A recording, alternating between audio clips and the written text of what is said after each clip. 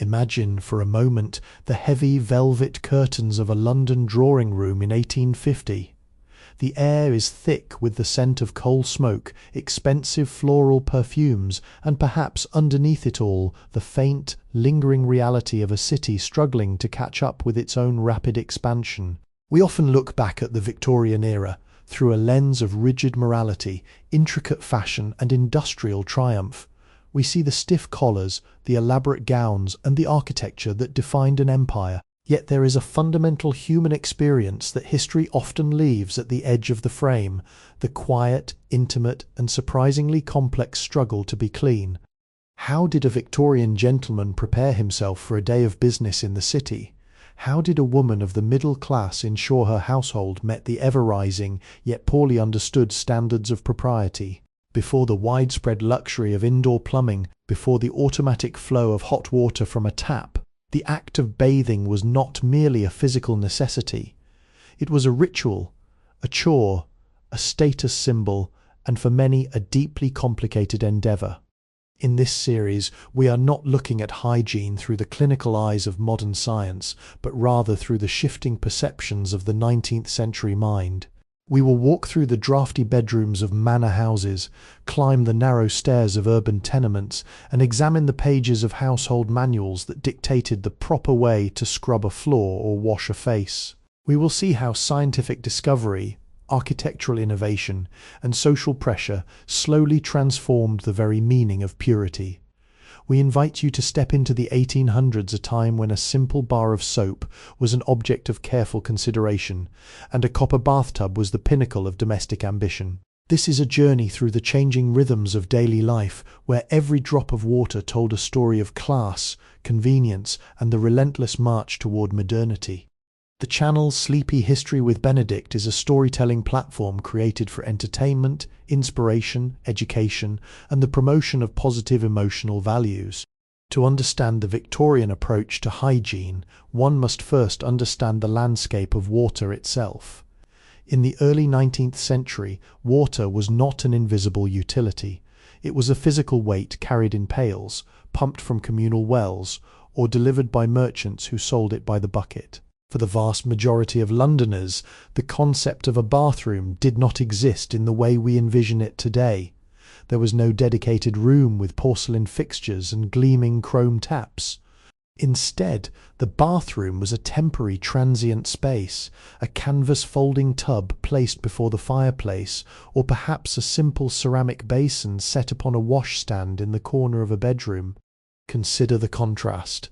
In a grand manor house, a lady's morning toilet was an orchestrated performance. A housemaid would be tasked with fetching heated water from the kitchen, ensuring it was at the perfect temperature to be poured into a large, often heavy porcelain ewer. The room would be filled with the sound of splashing and the rustle of linens as the lady washed her face and hands. Yet even in these opulent settings, the process was restricted. It was a partial washing, a focus on the visible surfaces, the hands, the face, and the neck. Full-body immersion was a rare, laborious event, often reserved for those who could afford the servants to manage the sheer logistical burden of it. Now shift your perspective to the narrow alleys of the East End. Here, the struggle for cleanliness was not a matter of etiquette, but of survival. Access to clean water was a constant daily battle against geography and poverty. Families living in shared tenements often relied on a single pump located in a communal courtyard. Imagine the morning routine, the queue, the chill of the early air, and the physical effort required just to secure enough water for a single meal or a modest wash. In such environments, the Victorian ideal of cleanliness is next to godliness, felt less like a moral mandate and more like a cruel taunt. Yet even in these cramped quarters, there was a profound human dignity in the effort. Women would carefully conserve every drop, reusing grey water to scrub floors or clean clothes, creating a domestic cycle of reuse born from necessity rather than environmentalism. The house was not just a dwelling, it was a machine of maintenance. Every rag, every basin, and every scrap of soap was part of a larger, unspoken system of order. This struggle defined the boundaries between classes. To be clean was to demonstrate a certain level of stability. a connection to the rising tide of industrial progress that was beginning to redefine the British landscape. The divide was not just about money, it was about the time, the space, and the hands available to make that cleanliness possible. We are only just beginning to see how these invisible social walls were built, one basin of water at a time. As we move deeper into the Victorian home, we find that the items of hygiene were becoming increasingly specialised, reflecting a society obsessed with order and self-improvement. The washstand, once a simple piece of furniture, evolved into a centrepiece of the Victorian bedroom. It was a proud display of one's domestic standards, often featuring a matching set of a ceramic basin, an ewer for fresh water, a smaller jug for warm water, and perhaps even a covered soap dish and a toothbrush holder. These pieces were more than functional, they were artistic expressions, often decorated with intricate patterns, blue willow, floral garlands or gilded edges that signalled the owner's taste and status. But what of the substances used to clean? The early 19th century was a time of transition for the soap industry. Before the mid-Victorian era, soap was often harsh, made from animal fats or wood ashes, and could be quite abrasive to the skin. However, the Industrial Revolution brought innovation to the chemist's workbench. New processes made soap more affordable, more fragrant, and more varied. The arrival of scented milled soaps in colourful wrappers began to transform the mundane act of washing into a sensory experience. For the middle-class woman, selecting the right soap for the family was an act of household management that carried weight. It was a way to shield one's family from the perceived filth of the industrial city and to manifest a standard of moral purity. It is fascinating to observe how these objects, the basin, the ewer, the soap, acted as intermediaries between the individual and the chaotic outside world.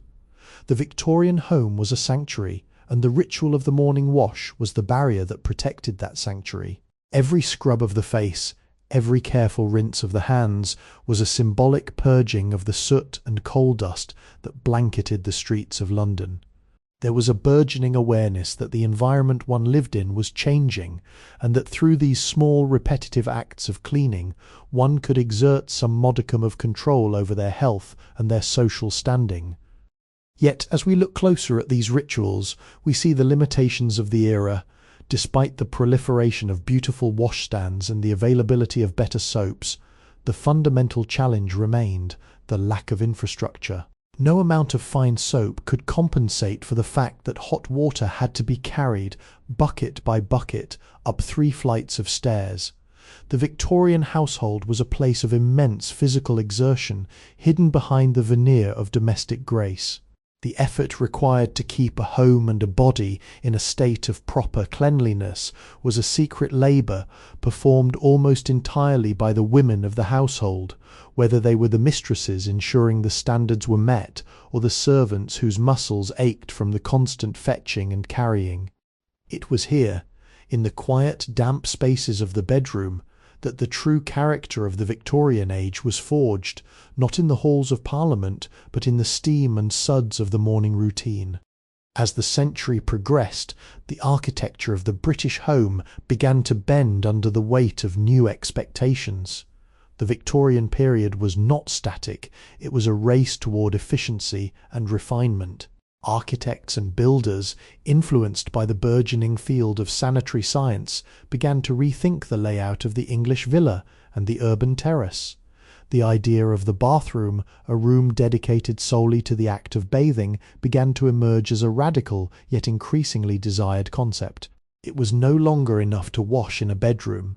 The growing middle class, fueled by industrial wealth, sought to compartmentalise their lives, separating the messiness of hygiene from the elegance of the drawing room and the repose of the sleeping quarters. Early prototypes of indoor plumbing appeared in the grandest homes of the 1850s and 60s, though they were far from the reliable systems we recognise today. Pipes were often lead, and the pressure was inconsistent, yet the mere presence of a fixed bathtub or a flushing closet was a status symbol of the highest order. It represented a connection to the city's heart, a mastery over nature, and an insulation against the grime that was seen as an inevitable byproduct of modern progress. Yet this transition was fraught with technical anxiety. Tales of leaking pipes, foul-smelling drains, and the fear of miasma, the widely held belief that disease was spread by bad air emanating from poorly vented sewage, haunted the Victorian psyche. This fear, while scientifically misguided in its focus on smell, drove a legitimate crusade for cleaner streets and better designed homes. The desire for hygiene became a civic duty, a way to build a nation that was strong, healthy and disciplined. We see this in the design of the time, the emphasis on ventilation, the use of tiles that could be easily wiped clean, and the movement away from heavy dust-collecting draperies in rooms where one might wash.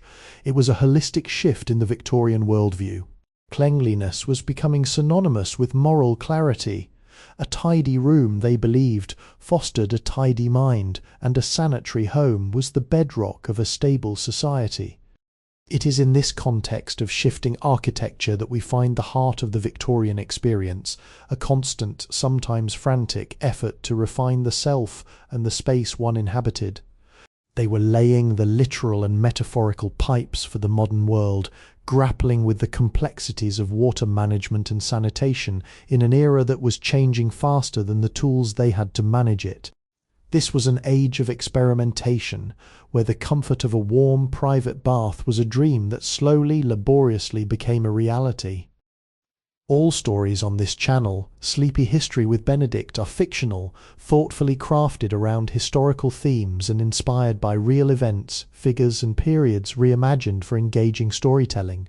The content does not represent real individuals, actual events or documented cases. Any resemblance to real people, animals or events is purely coincidental. While the wealthy experimented with their private porcelain-fitted bathrooms, the reality for the thousands of labourers powering the Industrial Revolution remained starkly different. As London and other industrial hubs swelled with new arrivals, the overcrowding in tenements created a dire crisis of sanitation.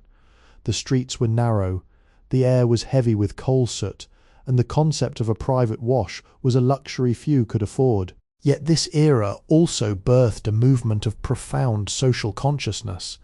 Reformers, architects and philanthropists began to champion a radical idea that cleanliness should not be restricted by one's income, and that providing public access to water was a vital necessity for a healthy, functioning society. This gave rise to the grand movement of public baths and wash houses. These were not merely utilitarian structures, they were often built with a sense of civic pride, featuring impressive brickwork, high ceilings and glass lanterns that allowed natural light to flood the interior. For a very small fee, sometimes as little as a penny, a working man or woman could gain access to a hot bath, a luxury that would have been unimaginable in their cramped living quarters. These spaces became unexpected community hubs, places where the rhythm of the city slowed down and the simple, universal human need for clean water brought neighbours together. Walking into one of these Victorian public baths, one would be struck by the sheer scale of the endeavour. There were rows of individual bathing cabins, steam-filled rooms and large laundry areas where housewives could bring their heavy linens to be scrubbed and dried using the most modern equipment available. It was a testament to the Victorian belief that society could be improved through infrastructure and organised habit. It was a practical application of the era's idealism, a tangible effort to lift the spirits and the health of the populace. If you find yourself fascinated by the quiet daily rhythms of this transformative era, we invite you to join our growing community of history enthusiasts. By subscribing to the channel and turning on notifications, you ensure that you never miss a chapter of our ongoing exploration into the past. Your support allows us to continue crafting these detailed, immersive stories that bring the forgotten corners of history to life. Let us know in the comments what other aspects of Victorian domestic life would you like us to explore in our next documentary. Your curiosity helps shape the journey we take together. These public facilities were a bold step toward the modern world. They represented a shift from private, haphazard hygiene to a structured public standard of health. It was a time when the individual was beginning to be seen as a part of a larger collective health, a realization that the cleanliness of one neighbor was ultimately linked to the well-being of the entire community. This was the Victorian spirit at its most compassionate, seeking to weave the threads of hygiene into the very fabric of urban life. As the Victorian obsession with propriety grew, so too did the demand for knowledge.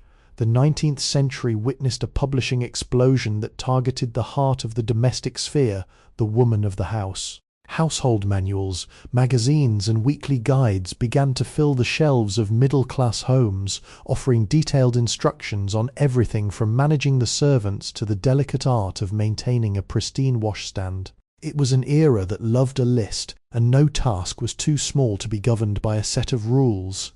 Cleanliness was now a subject of intense study, treated with the same gravity as the classics or political economy. These manuals were written with a tone of authority, often penned by voices that claimed to represent the pinnacle of English domestic virtue. They offered meticulous advice on how to polish mahogany, how to scrub wooden floors to achieve the perfect luster, and most importantly, how to curate the hygiene of the entire family. For a young housewife, these books were more than simple guides. They were a roadmap to social acceptance. The state of one's home, and by extension the state of one's body, was a direct reflection of one's moral character. A messy home was not merely an inconvenience, it was a character flaw, a sign of laziness or incompetence that could damage the family's reputation in the eyes of the community. The literature of the time emphasized the science of the home. They discussed the importance of fresh air, the danger of stagnant water, and the need for rigorous scrubbing. They transformed the daily chores into a series of rituals that brought order to the chaotic expansion of the industrial city. There was a genuine pride in this labor, a belief that through discipline one could create a pocket of purity within a world that felt increasingly soot-stained and polluted. The language used in these manuals is revealing. They speak of diligence, purity, and the sacred duty of the housewife. It was a powerful cultural narrative that framed the domestic woman as the guardian of the household's health, a shield against the encroaching filth of the outside world. Yet reading between the lines of these sternly worded guides, one senses the sheer weight of expectation. The standards set forth were impossibly high, especially for those with limited domestic help or restricted access to water. The manuals spoke to an ideal, a vision of a bright, white, and orderly Victorian home that shimmered in the minds of the readers, even if the reality involved back-breaking labour in a drafty, dimly lit room.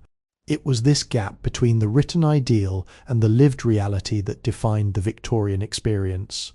They were reaching for a standard of cleanliness that was being redefined by medical advancements and social pressures, trying to reconcile the old ways of traditional housekeeping with the new demanding rhythms of a modernized urban society. The manuals provided the vocabulary for this transformation, teaching a generation how to scrub away the dust of the old century and prepare for the dawning of the new. Parallel to the manuals of domestic etiquette, a more sombre and serious conversation was taking place in the halls of science and medicine. The Victorian era was a time of deep uncertainty regarding the nature of disease. Before the universal acceptance of germ theory, the prevailing belief was that illness was carried by miasma, foul air, rotting organic matter, and the invisible vapours that seemed to cling to the damp, dark corners of the city. This medical philosophy had a profound impact on the daily hygiene habits of the people. If air and water were the primary vectors of death, then the fight for cleanliness became a life-and-death struggle. In the mid-century, doctors began to observe that neighbourhoods with better drainage and more frequent washing suffered less from the devastating waves of cholera that periodically swept through London. These observations turned the bathtub and the scrub brush into medical instruments. The act of washing was no longer just about social status or moral propriety. It was becoming a prophylactic measure. Public health acts were passed, regulations on sewage were tightened, and the medical establishment began to urge the public to embrace the power of cold water and soap as fundamental tools of preventative medicine. This was a transformative moment in human history, where science slowly began to inform the private habits of the household. The Victorian kitchen, once just a place for cooking, became a site where water was boiled with a new calculated intent. The bedroom, once a space for simple rest, was scrutinized for its ventilation and the cleanliness of its linens. The fear of contagion, while based on a flawed understanding of miasma, nonetheless pushed the society toward a cleaner, more organized standard of living. It was a classic example of human ingenuity rising to meet a terrifying challenge, the threat of disease turning into a catalyst for progress. As we look at the medical journals and physicians' notes of the period, we see a people caught between tradition and the dawning light of modern science. They were not yet masters of the microscopic world, but they were beginning to suspect that the invisible held the key to their longevity. Every scrubbing of a floor, every boiling of a basin of water, was an intuitive strike against an unseen enemy. It was in this atmosphere of cautious vigilance that the foundations of modern public health were laid. The Victorian age, with all its focus on external appearances, was ultimately driven by a deep, underlying anxiety about what could not be seen, leading them to scrub, bleach, and clean their way into the future. As the century matured, the very materials of hygiene underwent a quiet revolution. We have spoken of the difficulty of the task, but we must also acknowledge the burgeoning innovation that sought to make the impossible possible. The mid to late Victorian period saw the transformation of the soap industry from local artisanal batches into the massive branded enterprises that would soon dominate the global market. Factories began to hum with the sound of steam-powered mixers and cutters, producing uniform bars of soap that were, for the first time, accessible to the common person. This was not just a change in production, it was a shift in culture. With the rise of mass-produced hygiene products came the dawn of modern advertising. Newspapers and magazines began to feature beautiful illustrated advertisements for pure soap or sanitary cleansers. These images were carefully constructed to appeal to the Victorian aspirations of health, whiteness, and domestic harmony. A mother washing her child with a specific brand of soap became a symbol of love and protection. The advertising message was clear. To use these products was to be a responsible, modern, and civilized citizen. The bar of soap, once a simple commodity, had been elevated to an object of aspirational lifestyle, promising not just physical cleanliness, but a step closer to that elusive Victorian ideal of perfection. This era also brought about a greater variety in personal care items. Toothbrushes with natural bristles, pomades for the hair, and specialized powders for the skin began to appear on vanity tables. These items were designed to address the challenges of the urban environment, where coal dust seemed to settle on every surface and every person. They were the tools of a population that was determined to remain white-collared and spotless, no matter how smoky the city streets outside became. It was a fascinating paradox. The more the industrial city produced soot, the more the Victorian consumer invested in products to wash it away. If this exploration of how industrial innovation touched the most intimate aspects of daily life has resonated with you, consider sharing this journey with others who appreciate the hidden stories behind our modern habits. By clicking the like button and sharing this video, you help our community grow, ensuring that these historical narratives continue to be told with the care and depth they deserve. We truly value your presence here as we piece together the past, so please let us know in the comments, what is the most surprising thing you've discovered about Victorian life so far? Your engagement is the heartbeat of this channel. The transformation was subtle but pervasive.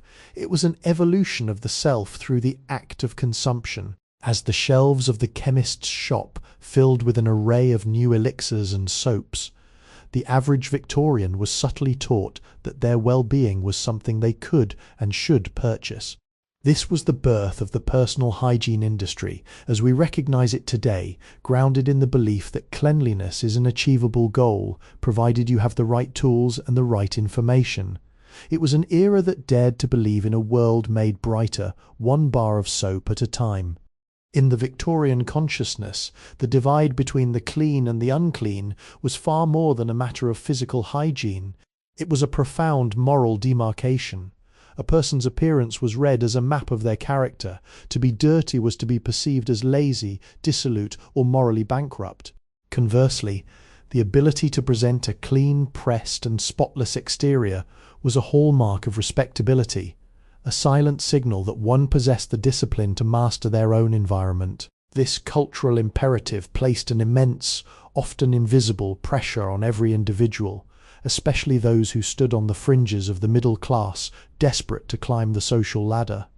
The irony of this obsession was that the standard of clean was defined by those who could afford to pay others to perform the labour. Within the grand houses of England, the cleanliness of the drawing-room or the crispness of the master's collar was a collective effort executed by a legion of servants whose own hygiene was often sidelined by the demands of their masters. A housemaid might spend hours scrubbing the soot from the kitchen grate, her hands cracked and raw from harsh lye, all to ensure that the household appeared to exist in a state of effortless, pristine order.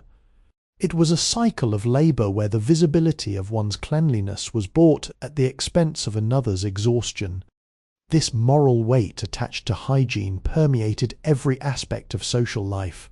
It was reflected in the schoolroom, where children were taught that clean fingernails were a sign of a diligent mind. It was seen in the workplace, where the white-collar worker became an icon of the new urban professional class, a man who did not soil his hands with the grease of the machine, but instead kept his appearance perfectly maintained. The Victorian obsession with the external was a way of imposing structure on a world that felt chaotic, shifting, and profoundly uncertain. If one could control the appearance of their skin, their clothes, and their home, they could in theory maintain a sense of stability in an age of rapid change. Yet this social contract of cleanliness created a deep-seated anxiety. The fear of being seen as slovenly was a constant, low-level hum in the background of Victorian life. It dictated the way people moved through public spaces, the way they chose their clothing, and even the way they interacted with those from different social strata. It created a society that was highly performative, where the art of maintaining one's appearance was a daily labour of self-preservation. As we peel back these layers of social expectation, we see that the history of Victorian hygiene is not just a history of water and soap, it is a history of identity, status, and the desperate human need to belong to a world that valued the polished surface as much as the internal soul. It was a complex, beautiful, and deeply demanding game, played out in the quiet corners of the Victorian home, under the watchful gaze of a society that never stopped keeping score. By the late 1880s and into the 1890s, the landscape of Victorian hygiene was finally beginning to change in a more permanent structural way. The monumental engineering projects that had been debated, mocked, and slowly built, the vast networks of sewers, the massive reservoirs, and the miles of iron pipes beneath the city streets were beginning to bear fruit. The age of the lone ewer and the portable canvas tub was fading, slowly being replaced by the promise of the permanent fixture. The Victorian home was being wired, quite literally, into the heart of the city's new circulatory system. This was a time of immense relief for the domestic sphere. The hours once spent by housemaids and housewives hauling heavy buckets of water upstairs were slowly being reclaimed. The installation of a plumbed-in tap in the scullery, or a fixed porcelain basin in a dressing room, was more than just a convenience. It was a liberation. It marked the end of an era where water was a precious, burdensome commodity, and the beginning of an era where it could be taken to some degree for granted.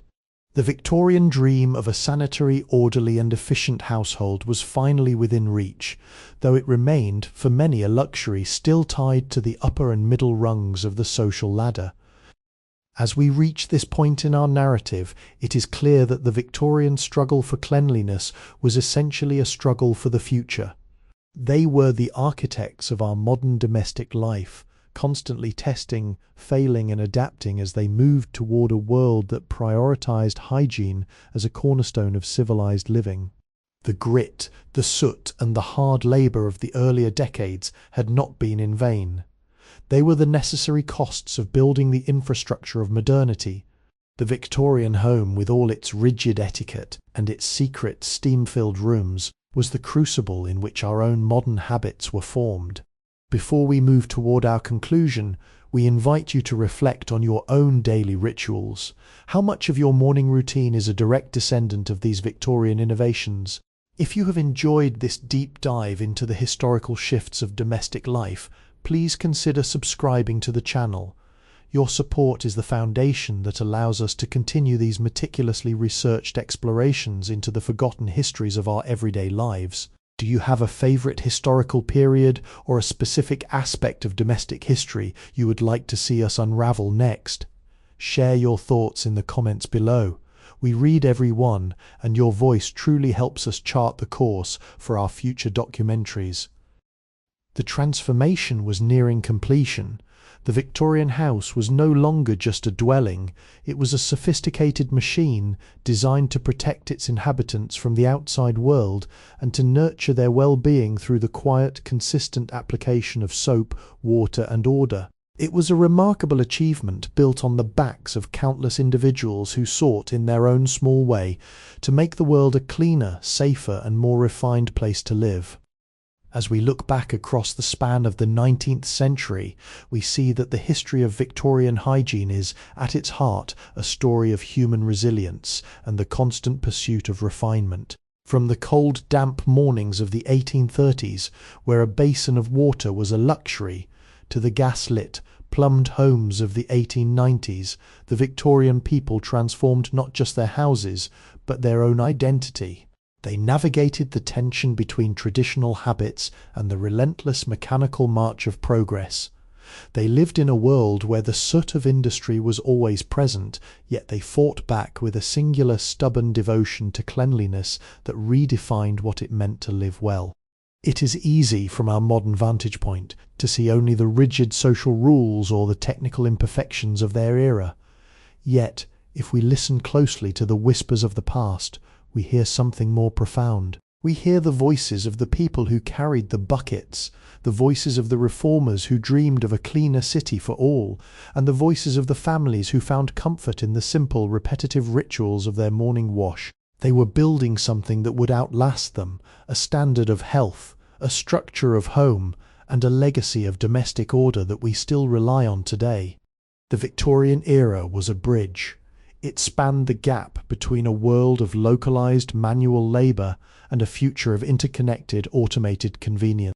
They stood in the middle of that bridge, facing the uncertainty of a new industrial age, and they did so with a discipline that is both humbling and inspiring. Every tile wiped clean, every floor scrubbed, every piece of soap carefully conserved. These were the building blocks of the world we now inhabit. They taught us that while we cannot always control the environment outside our doors, we can exert a meaningful, dignifying influence on the spaces we call home. This content is inspired by and adapted from public domain works available through Project Gutenberg. The material has been transformed through original narration, editing, and storytelling to create a unique experience for educational and entertainment purposes. We have explored the plumbing, the soap, and the architectural shifts, but there remains an equally compelling aspect of Victorian hygiene: the clothing itself. To understand the Victorian sense of cleanliness, one must confront the sheer volume of fabric that defined the era. For the Victorian woman, the morning routine was not merely about washing the skin, it was about the elaborate, almost architectural construction of a dress. Think of the layers, the chemise, the drawers, the petticoats, the corset, and the heavy outer gown. These garments were not designed with the modern concept of daily laundering in mind. They were complex structured items that often required specialized cleaning and maintenance. This tension between the body and the clothing created a unique set of challenges. How did one maintain a sense of freshness while encased in layers of wool, silk and cotton, often in a city filled with coal dust and soot? The answer lay in the undergarments. The chemise, worn directly against the skin, became the primary line of defense for hygiene. It was meant to absorb the body's moisture, protecting the more expensive outer layers from soil and sweat. The frequent changing of these base layers became the hidden, essential ritual of the Victorian middle and upper classes. It was a practice that necessitated a constant cycle of washing, drying and ironing, a domestic labour that was largely invisible to the outside world, yet absolutely fundamental to the Victorian definition of being clean. There was also the cultural obsession with fragrance. In an age where full-body immersion was still a relative rarity for many, the use of lavender water, cologne and herbal powders was an essential tool in the hygiene arsenal. They did not just mask odours, they were seen as substances that could purify the air around an individual. Carrying a small perfumed handkerchief was not just a fashion statement, it was a practical necessity for navigating a city that could be, at times, overwhelmingly sensory. The Victorian individual was constantly performing a delicate balance, trying to project an aura of purity and order while managing the very human realities of living in a dense industrial environment. This constant maintenance of the surface of the person, the outer appearance, was a reflection of the Victorian preoccupation with the boundary between the private self and the public gaze. To step out into the street was to present a finished, polished product to the world. Any lapse in that presentation, any sign of sweat, dust or disarray was seen as a breach of social conduct. It was a performance that required immense preparation, a dedication to detail that we can scarcely imagine in our age of casual easy-care fabrics. The Victorian person was essentially a masterpiece of domestic management, kept in a state of carefully curated cleanliness through a relentless daily devotion to the tasks of grooming and dress. As we delve further into this intricate world, we begin to see that their concept of being clean was not just a health standard, but a complex, sophisticated form of art. Behind the serene facades of Victorian townhouses and the polished brass knockers of grand estates lived a legion of individuals whose lives were defined entirely by the labour of cleanliness. To the mistress of the house, a pristine home was a sign of moral success, but to the kitchen maid, the housemaid and the scullery maid, it was a physical, unending battlefield.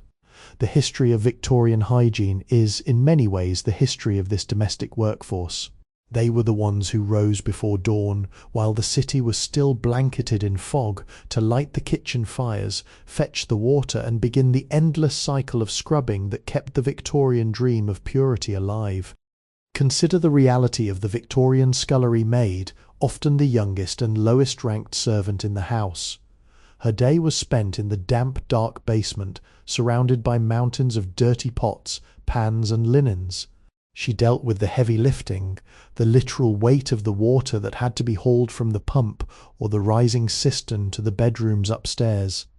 Every drop of hot water that a lady enjoyed in her morning wash had been manually carried, floor by floor, by a servant whose own access to such luxuries was virtually non-existent. It was a stark disparity that defined the social architecture of the time. The very concept of cleanliness was an expression of power. It was a resource that was concentrated at the top and maintained by the tireless hands at the bottom. Their work was invisible by design. A proper Victorian home was supposed to appear as if it maintained its own order, as if the dust simply vanished and the silver polished itself. If a servant was visible, they were considered a disruption. Yet their labour was the engine that powered the refined lifestyle of their employers. They used caustic lye and harsh soaps that burned their skin, and they worked in environments that were often poorly ventilated and perpetually damp. This was the dark underside of the Victorian obsession with hygiene, a system that relied on the exhaustion of one class to preserve the appearance of another. Yet there is a deep, quiet dignity in their story. These were individuals who operated with a precision and a dedication that would be difficult to replicate today. They took pride in the gleam of the cutlery, the whiteness of the linens, and the order of the household, even if that pride was often overshadowed by the sheer physical demand of their roles.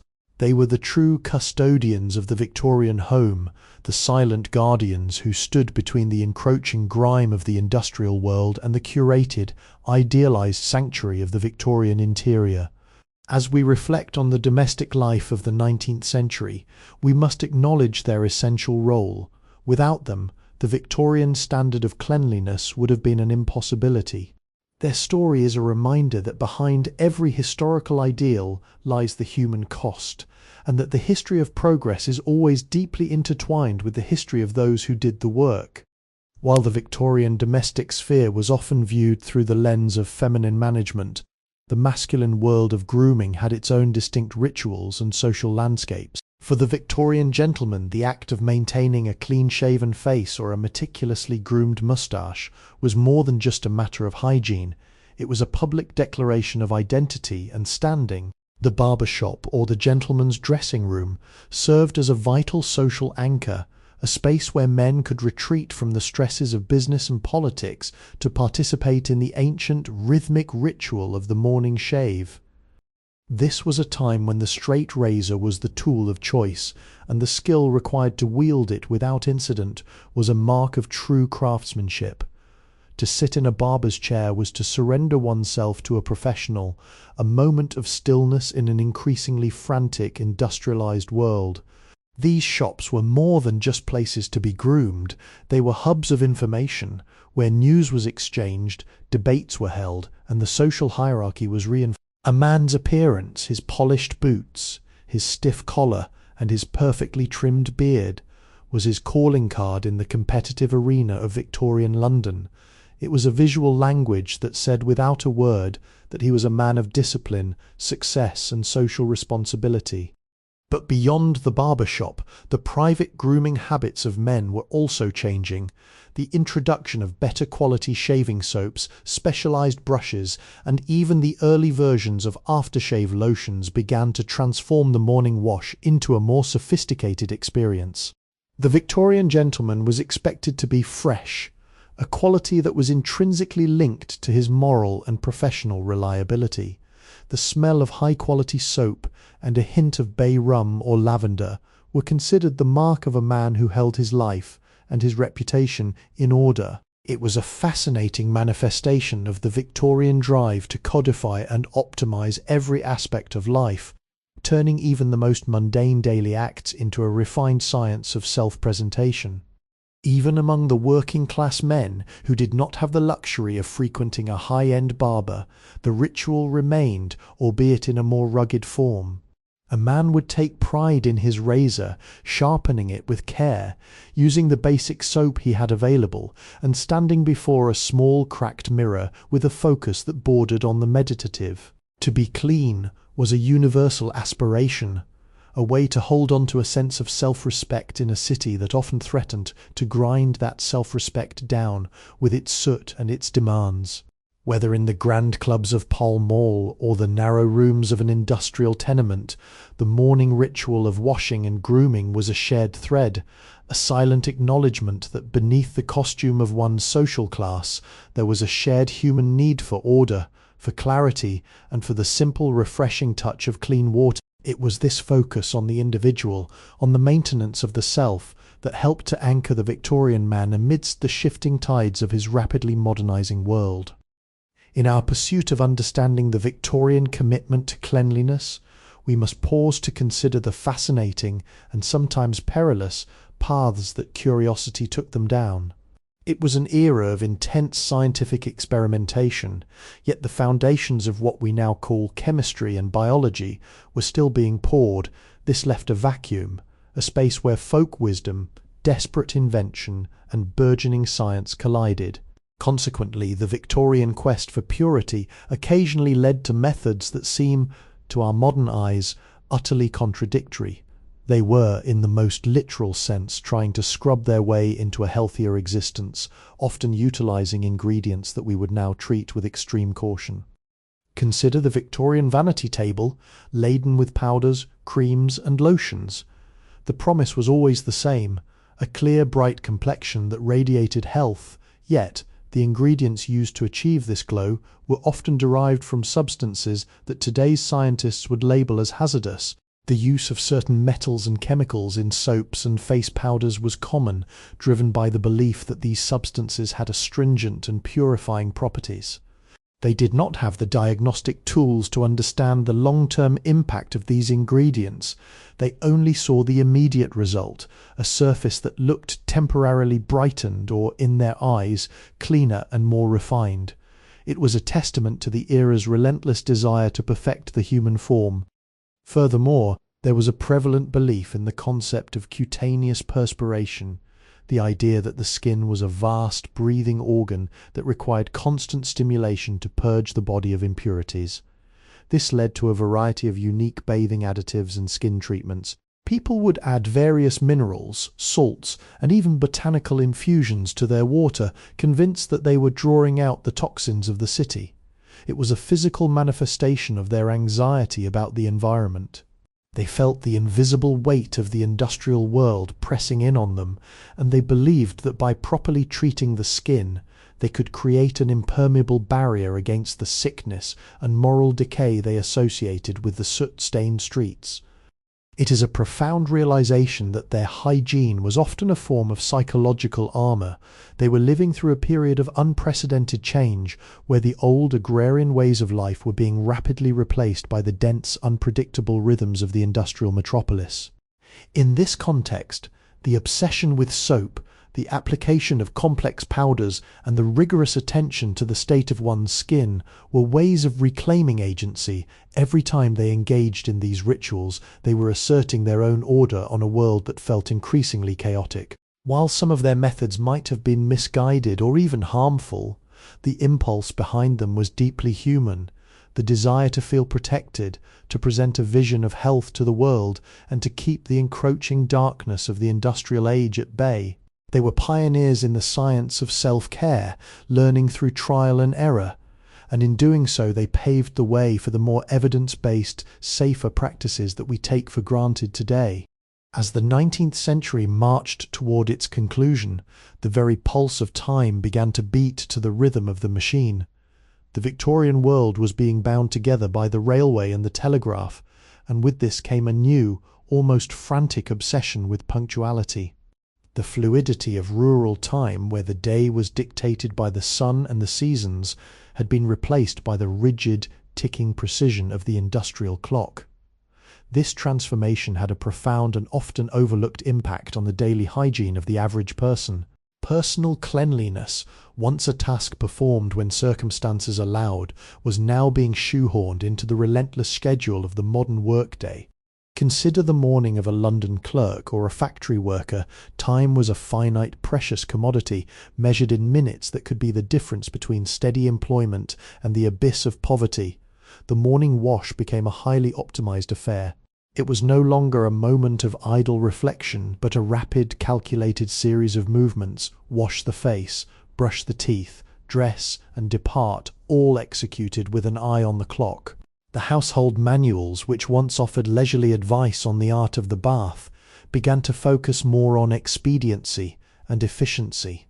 The goal was to achieve a state of acceptable presentability in the shortest time possible, allowing one to meet the demands of an industrial society that had no patience for the leisurely pace of the past. This was a fundamental shift in the human experience of the self. We were moving from a life of natural, cyclical rhythms to a life of linear, forced output.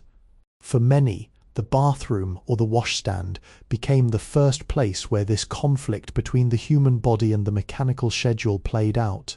The need to be clean was now a professional requirement, a prerequisite for entering the workspace, and it had to be accomplished with the efficiency of an assembly line. It created a strange, hurried intimacy with oneself, a daily race to prepare the exterior for public consumption before the morning bell rang or the train departed.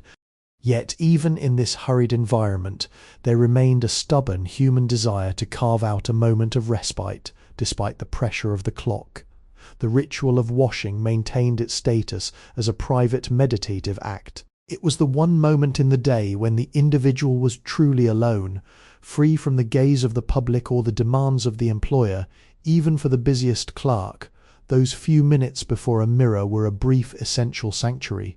It was a testament to the enduring importance of hygiene, not just as a health measure, but as a practice of grounding. In a world that was becoming increasingly fast, loud, and mechanized, the simple act of splashing cold water on the face was a way to remind oneself that they were still human, a breathing, feeling, and autonomous being before they stepped out to become a cog in the industrial machine.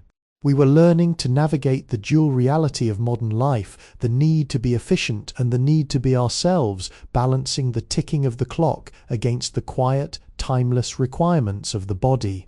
The Victorian home was a landscape of carefully delineated zones, each serving a purpose in the grand project of social and domestic order.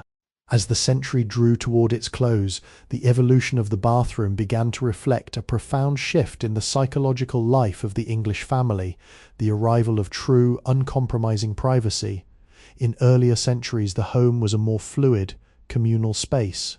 People often lived, slept, and washed in shared proximity, with little expectation of being entirely alone. But the Victorian era, with its rigid social mores and its obsession with self-improvement, began to demand something new, the luxury of separation. This movement toward privacy was intrinsically linked to the concept of hygiene. To be clean was to be distinct, to have a space where one could remove one's clothes, tend to one's body, and attend to the intimate realities of existence without the intrusion of others was a revolutionary concept. The installation of a door with a lock on the bathroom or the dressing room was a milestone in the history of the individual. It signified that the body was something to be respected, protected, and managed away from the public eye. It was an evolution of the Victorian internal landscape, reflecting a growing awareness of the self as a private, sovereign entity. This newfound privacy had a transformative effect on domestic relationships. The home was no longer just a place to sleep and eat, it was a structure designed to facilitate the private development of its inhabitants. For the woman of the house, this space was particularly significant. It was a place where she could shed the layers of social performance, the tight corsetry, and the weight of domestic expectations, and simply be.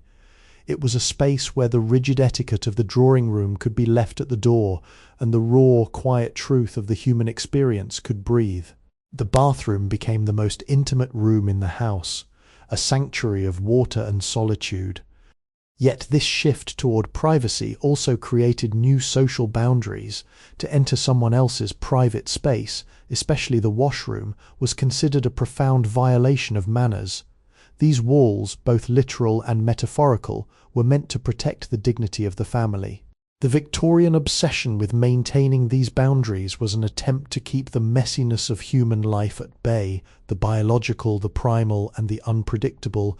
By confining these activities to a specific private and enclosed space, they felt they had achieved a higher level of civilization. It was a way of refining the human experience, of creating a buffer zone between the chaos of the outside world and the orderly private interior of the home. As we look back, we see that this pursuit of privacy was one of the most lasting gifts of the Victorian era. They created the blueprint for our modern homes, where the private bath and the quiet, closed door are not just luxuries, but essential requirements for a life lived with a sense of dignity, self-respect, and personal space. The rise of Victorian Britain as an industrial superpower did not go unnoticed by the international community. Travellers, diplomats, and intellectuals from across Europe and the Americas flocked to London to witness the marvels of the age, the sprawling railways, the towering dockyards, and the sheer scale of the imperial capital. Yet, amidst their observations of the nation's political and economic might, they were equally fascinated and at times bewildered by the British obsession with hygiene. Their journals and letters provide us with a mirror, reflecting the oddities and the triumphs of Victorian daily life as seen through the eyes of the outsider. Many visitors were struck by the stark contrast between the external grandeur of Britain's institutions and the domestic realities of its people. A French aristocrat, accustomed to different continental traditions, might comment on the sheer persistence of the English in their crusade for fresh air and cold water. They noted the constant ventilation of rooms, the meticulous scrubbing of doorsteps, and the peculiar British pride in a well-scrubbed appearance. To the foreign eye, this was not just a health practice, it was a cultural signature, a rigid code of conduct that distinguished the British household from its counterparts abroad. The English habit of the bath became a frequent subject of discussion, debated as both a sign of true civilization and an eccentric, cold-hearted pursuit. Others, however, were more critical. Observing the dark, underlying struggle of the city, they saw the overcrowding of the tenements, the grey-tinged atmosphere of the industrial districts, and the daunting challenge of cleaning a city that seemed to produce its own layer of soot every single day. Their accounts reveal a deeper truth, that the Victorian struggle for cleanliness was a response to an environment that was fundamentally challenging to maintain. They captured the voices of the people who navigated this tension, acknowledging the grit and the relentless effort required to uphold these standards. Through these eyes, the Victorian home was a fragile construction, a brave attempt to create an oasis of purity in a landscape that was constantly pushing back with industrial residue. These external accounts highlight a fundamental aspect of the Victorian character, the desire to be seen as the beacon of modernity. By adopting and rigorously practicing these hygiene rituals, Britain was not just maintaining health, it was signalling to the world its own perceived superiority and its civilizing influence. The way a nation washed itself, they believed, was a direct reflection of its moral and political health. This perception, whether accurate or not, became a central pillar of the Victorian identity on the global stage. It was a fascinating performative aspect of history, where the simple act of scrubbing a floor or polishing a basin was transformed into a statement of national pride. As we consider these outside observations, we gain a clearer understanding of how the Victorians viewed themselves as the guardians of a new, clean and orderly world, perpetually striving to set the standard for the century to come. It would be a mistake to view the Victorian journey toward cleanliness as an uninterrupted march of success. Behind the polished rhetoric of the reformers and the orderly pages of the household manuals lay a more difficult, often tragic reality. There were moments when the Victorian obsession with hygiene faced the brutal indifference of nature and the crushing weight of systemic poverty. Despite the grand sewage projects and the moral preachings about the virtues of a clean home, waves of cholera and typhoid continued to ravage the crowded alleys of London. These moments of devastation were not just public health failures, they were profound crises of faith, challenging the Victorian belief that science and discipline could ultimately conquer all. The resistance to change was at times as powerful as the drive for it. Many of the working poor, suspicious of the top-down mandates from government officials and the patronizing advice of middle-class philanthropists, viewed the new sanitary regulations with deep skepticism. They saw the demolition of their homes to make way for wider, airier streets as a destruction of their community ties rather than a health improvement. The imposition of new hygiene standards often felt, to those living in the shadow of the smokestacks, like an attempt to erase their culture and replace it with a clinical, detached version of order that had little relevance to their immediate survival. This friction between the planners and the people is a critical part of the story, highlighting the limits of imposing top-down change on a complex living city. Even the scientific community struggled to reconcile their evolving understanding of the world with the recurring disasters they witnessed. For years, the miasma theory persisted, directing their efforts towards scrubbing the wrong things, focusing on foul smells rather than microscopic pathogens. They spent immense resources ventilating rooms that were already airy while missing the contaminated water sources right beneath their feet. It is a humbling reminder of how history is often written in the dark, with individuals acting on the best knowledge they had, even when that knowledge was fundamentally incomplete. The Victorian failure to stop the spread of disease, despite their best efforts, fueled a sense of existential anxiety that permeated the culture of the era. Yet there is a certain nobility in how they responded to these failures. Rather than turning away, the Victorian society doubled down on its efforts. They analysed the outbreaks, mapped the spread of disease with meticulous care, and pushed the boundaries of their medical understanding. Each failure became a data point, each tragedy a call for better infrastructure, stronger laws and more effective sanitation. It was a cycle of trial and error that forced a nation to confront the hard realities of urban density and the necessity of communal responsibility. In this way, their struggle against the recurring threat of disease was the crucible that forged the modern concept of public health. They learned slowly and painfully that cleanliness was not just a personal virtue, but a collective necessity, a truth that we have inherited and continue to refine in our own time. As the Victorian era drew toward its dramatic close, the crusade for cleanliness began to manifest in a most unexpected form, the Grand Exhibition. The 19th century was the age of the World's Fair and the great public display, and it was only natural that the topic of hygiene would eventually take centre stage. Huge halls in London and across the country were transformed into showcases of the future, where the newest plumbing fixtures, the most efficient boilers, and the latest in sanitary porcelain were displayed with the same reverence usually reserved for fine art or industrial machinery. These exhibitions were in effect the birth of the modern lifestyle showcase, turning the mundane necessity of keeping clean into a spectacle of progress. For the ordinary Victorian family, visiting these displays was an eye-opening experience. They would walk through mock-ups of perfectly ventilated rooms, marvel at the gleaming white enamelled bathtubs that promised a new standard of domestic bliss, and interact with the latest devices for water filtration. It was a brilliantly effective way of diffusing knowledge. By turning the science of the home into a visual delight, the organisers made the lofty ideals of reformers feel tangible and attainable. The message was clear: a cleaner, healthier, and more modern life was not just a theoretical goal for the upper classes, but a reality that was being manufactured and made ready for everyone to adopt. These exhibitions did more than just sell products. They reshaped the Victorian imagination. They provided a vision of the future, a world where the soot-stained struggle of the past was replaced by the effortless utility of modern plumbing. It helped to dissipate the lingering fear and suspicion that many held toward these new systems, replacing anxiety with a sense of wonder and expectation. It was a masterclass in cultural conditioning, where the pride in one's home was carefully aligned with the desire for the newest, most efficient tools. The public, captivated by the promise of these advancements, became the driving force for the next stage of urban development. Moreover, these events served as a social levelling mechanism.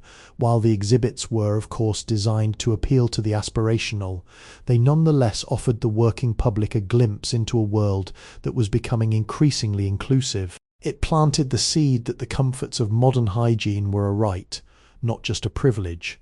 This was the Victorian spirit at its most forward-looking, transforming the necessity of the wash into a celebration of innovation. We can see here the foundations of our own modern trade shows and consumer culture, where we too find ourselves mesmerized by the latest home technologies, ever hopeful that the next invention will make our lives just a little bit brighter, a little bit easier, and a little bit cleaner. It was an optimistic conclusion to a century of hard labour, proving that the dream of a refined life was not only possible but was actively being built, piece by piece, for all to see. Perhaps the most significant legacy of the Victorian obsession with cleanliness was the way it was woven into the very fabric of childhood development. The Victorian nursery was not merely a place of play, it was a laboratory of character formation. Parents and educators of the era believed that a child's relationship with cleanliness was an external manifestation of their internal moral compass. To be washed, to be combed, and to be neatly dressed were more than hygienic necessities. They were the foundational lessons of discipline and self-control. Through these daily routines, the Victorian child was being taught that their body was a vessel that required constant care, mirroring the broader expectation of a well-ordered society. A unique genre of literature emerged to support this effort: the instructional manual for children. These books, often filled with charming illustrations and gentle didactic stories, transformed the act of washing into a virtuous adventure. A child was taught that clean hands represented a clean mind, and that the morning scrub was a preparation for the day's responsibilities.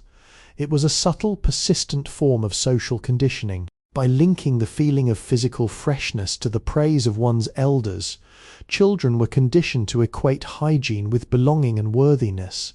They were being groomed, both literally and figuratively, to carry the torch of Victorian order into the next generation. However, This emphasis on cleanliness also introduced a new kind of pressure into the lives of Victorian children. The childhoods of the wealthy were often regimented by a series of grooming rituals, while those in the working classes were increasingly subjected to the scrutiny of public school inspectors and health visitors who judged a child's worth by the state of their clothing and skin. The nursery, once a space of relative freedom, became an arena where the standards of the adult world were strictly enforced. It was a transition from the wild, unkempt nature of infancy to the structured, controlled identity of the Victorian adult, a process that was marked at every step by the water, the soap, and the brush. Looking back, we see that this was the origin of the modern childhood routine. The lessons learned in the Victorian nursery, the importance of a clean face, of brushed teeth, and of tidy clothes, have become the unconscious habits of our own daily lives.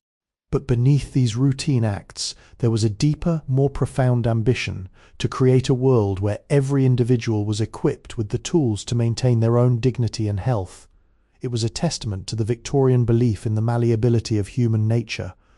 They were convinced that through consistent daily practice, they could mould the chaotic energy of youth into the refined, disciplined members of a civilized society.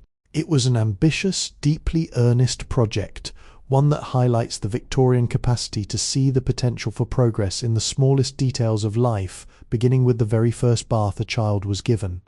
As the 19th century neared its end, the Victorian perception of dirt underwent a terrifying transformation. For decades, the enemy had been visible: the soot on the mantel, the mud on the boots, the grease on the kitchen floor. But with the rise of the germ theory, the groundbreaking realization that invisible microorganisms were the true agents of disease, the Victorian world was suddenly recast as a battlefield. The clean was no longer just a state of aesthetic order, it was now a tactical defense against a microscopic, omnipresent foe. This shift in scientific understanding unleashed a new wave of domestic anxiety, one that would redefine the household forever. The home, once a sanctuary, was now perceived by some as a potential harbour for these invisible invaders. Dust, which had previously been a nuisance to be swept away, was now viewed as a carrier of contagion.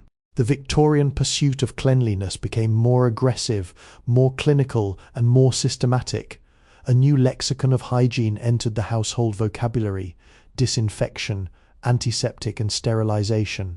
The gentle herbal soaps of the past were increasingly replaced by stronger, sharper-smelling chemical agents.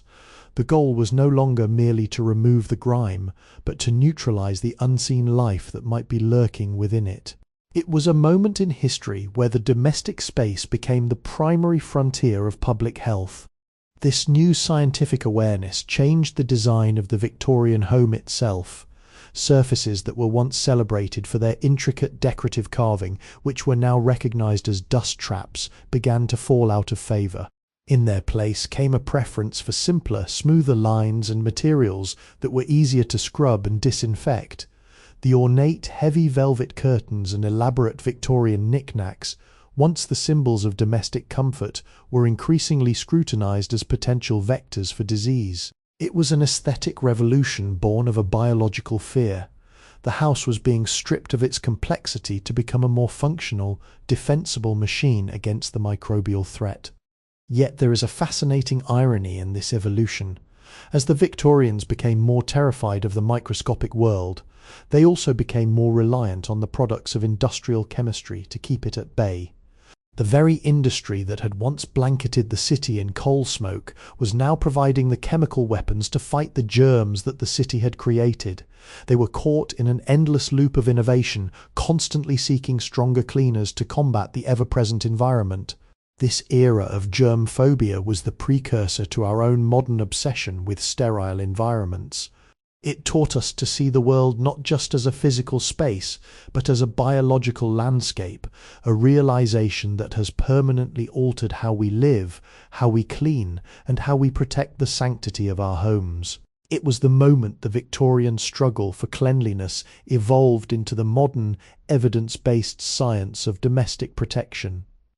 By the twilight of the 19th century, the Victorian government had fully embraced the idea that the cleanliness of the nation was directly linked to the strength of the empire. The struggle against grime and disease moved from the private confines of the parlour into the public squares and city streets. This was the era of the great municipal bathhouses and the standardised public lavatory buildings that were not merely utilitarian, but designed with a sense of architectural pride. These structures stood as monuments to the state's commitment to the well-being of its citizens, signalling a profound shift, the belief that the government had a moral and practical duty to provide the infrastructure for a sanitary life.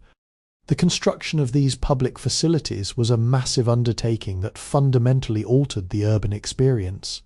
For those living in the cramped, airless tenements of the industrial centres, a public bathhouse was a rare sanctuary, a place where one could access hot water and soap, luxuries that were largely inaccessible in their own homes. These spaces were carefully managed, regulated and inspected, reflecting the Victorian obsession with order. To walk into a municipal bathhouse was to enter a system that was disciplined, structured and profoundly clean. It was a tangible realization of the reformist dream, providing the tools for refinement to the masses, and in doing so creating a more uniform, regulated society. This institutionalization of hygiene had a powerful psychological impact.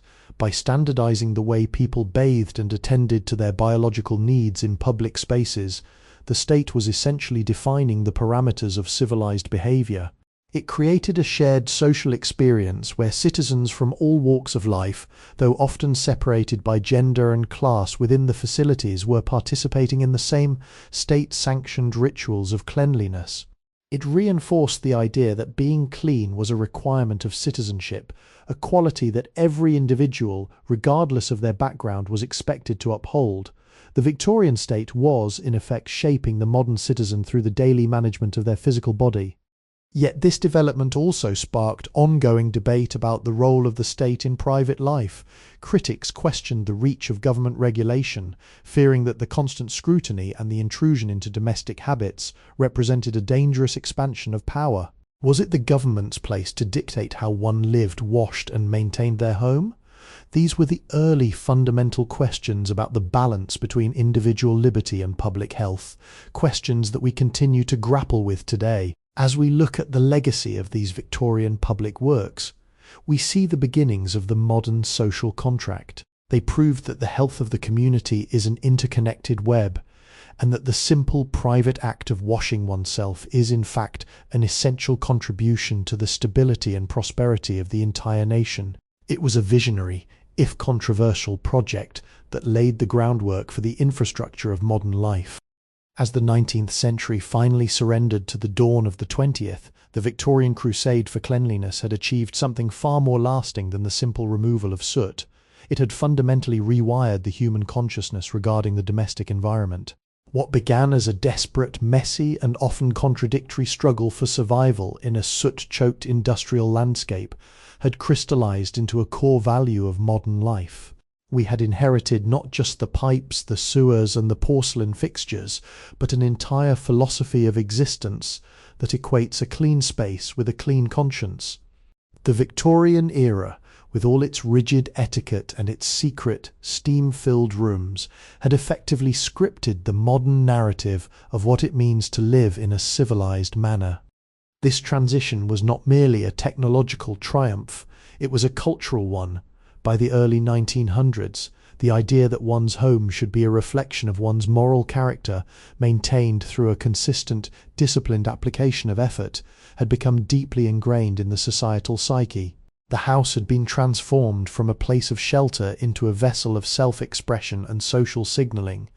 Every polished surface, every crisp linen, and every well-ventilated corridor was a silent testament to the occupant's commitment to the order and refinement that the Victorians had so tirelessly pursued. They had succeeded in making being clean an essential pillar of identity, a standard by which we still measure ourselves and others today. Looking back, it is easy to view their methods as overly stringent or even absurd. Yet we must recognize the sheer audacity of their project. They were the first generation to truly attempt to master their environment on such a massive metropolitan scale. They took the chaotic, encroaching filth of the Industrial Revolution and, through a combination of engineering, social policy, and sheer willpower, forced it into a structure they could live with. They created the blueprint for our own existence, the expectation of instant hot water, the sanctity of the private bathroom, and the belief that the home is a fortress against the impurities of the outside world.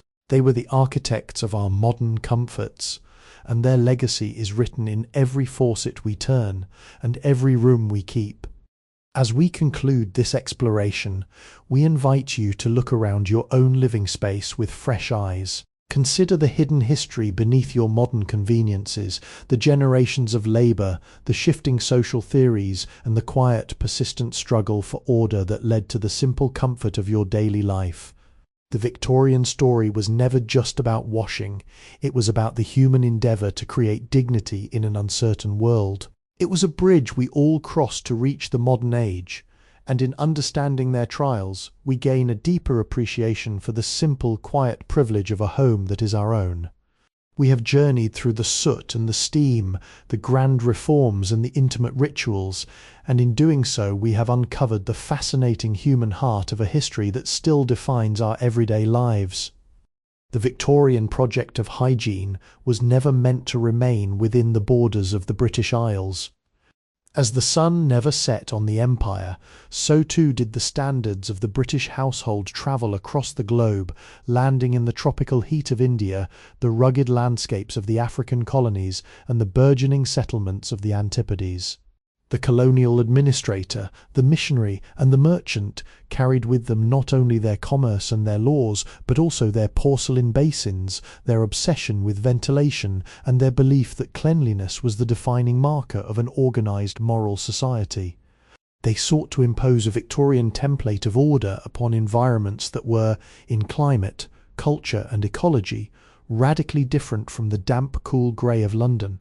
This export of hygiene was a complex and often contentious endeavour. In the sweltering heat of the tropics, the Victorian insistence on heavy layers of clothing, rigid schedules of house cleaning, and the pursuit of European-style domesticity often bordered on the surreal. The clash was not just with the environment, but with deeply rooted local customs and traditions of bathing and household management that had been refined over centuries to suit the local realities. The Victorian visitor, often blinded by the conviction that their way was the only truly civilized way, viewed these local customs with condescension, failing to see the wisdom in practices that were, in fact, far better adapted to the environment than their own imported standards. Yet this collision of worlds left an indelible mark. It led to the construction of colonial villas and bungalows that were specifically designed to mimic the Victorian aesthetic while attempting to adopt features, like high ceilings and wide verandas, to combat the heat. It created a strange hybrid culture of domesticity where the tea ritual was performed in the middle of a monsoon, and the struggle to keep a shirt collar crisp became an act of defiance against the humidity. These were spaces where the British sought to recreate the comfort and the familiar hygiene of home, even when that home was thousands of miles away. It was a projection of their own internal sense of order onto a world that they found fundamentally chaotic and unpredictable. Ultimately, this global experiment in Victorian hygiene serves as a poignant reminder of the era's ambition. They were not just building homes, they were attempting to build a unified, clean, and disciplined world in their own image.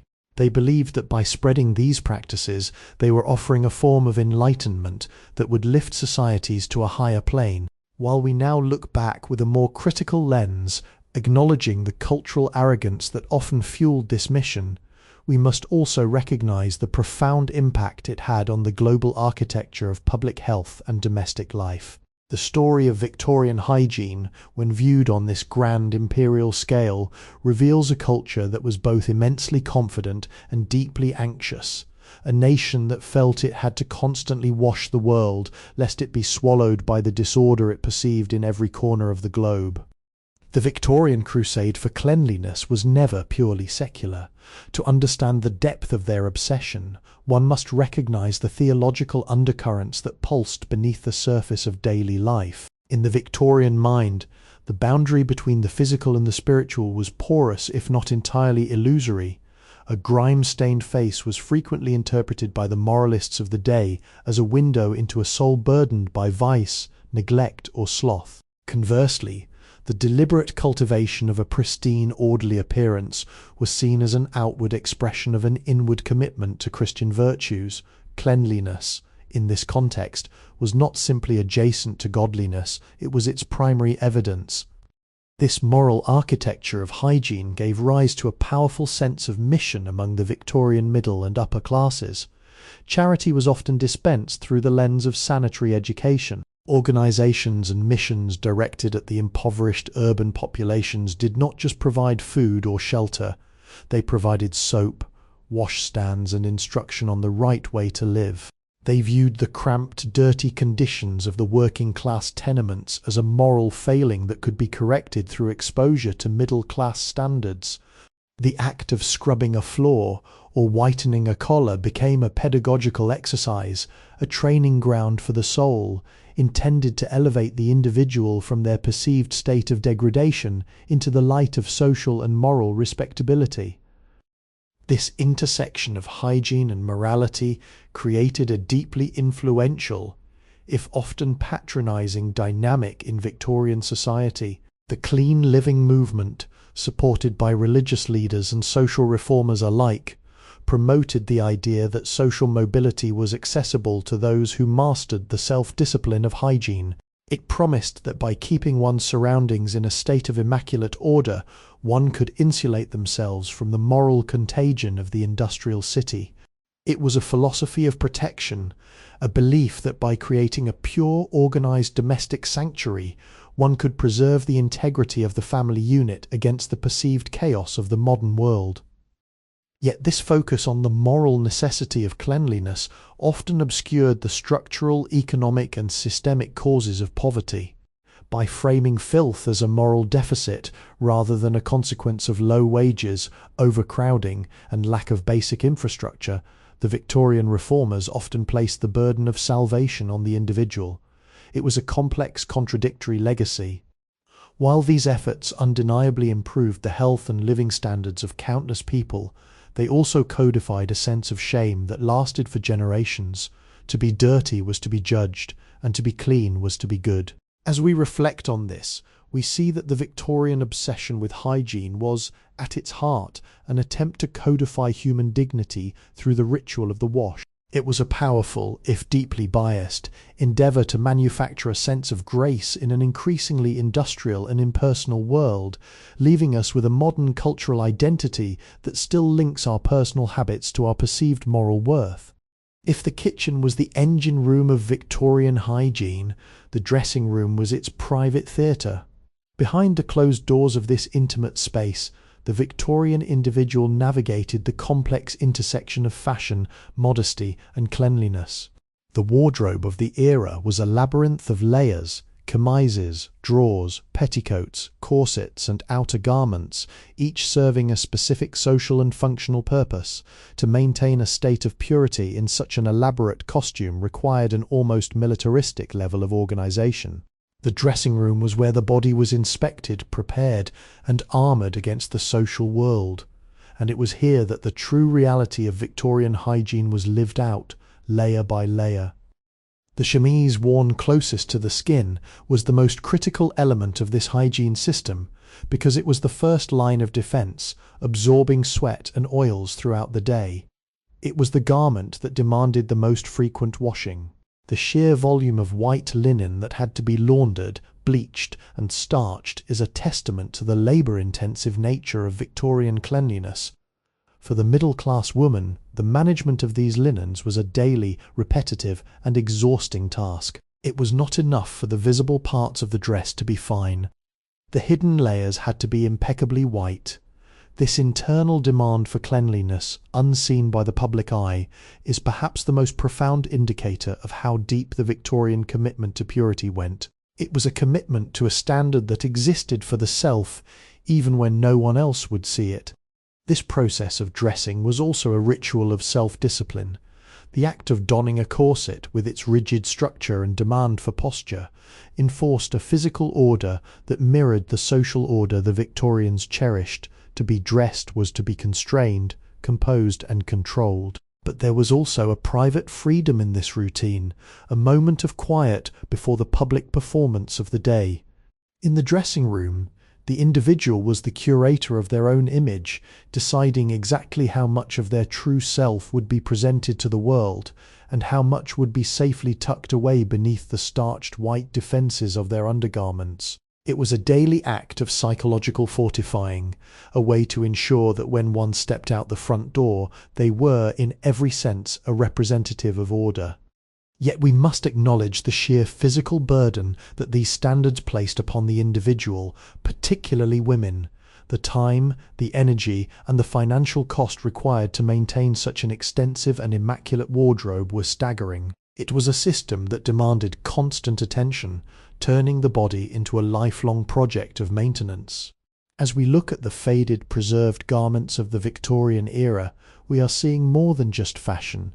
We are seeing the artifacts of a belief system that placed the highest value on the visible proof of internal discipline. It was an era where the clothing itself was a hygiene technology, a barrier built to keep the messiness of the human body and the dangers of the environment at a distance.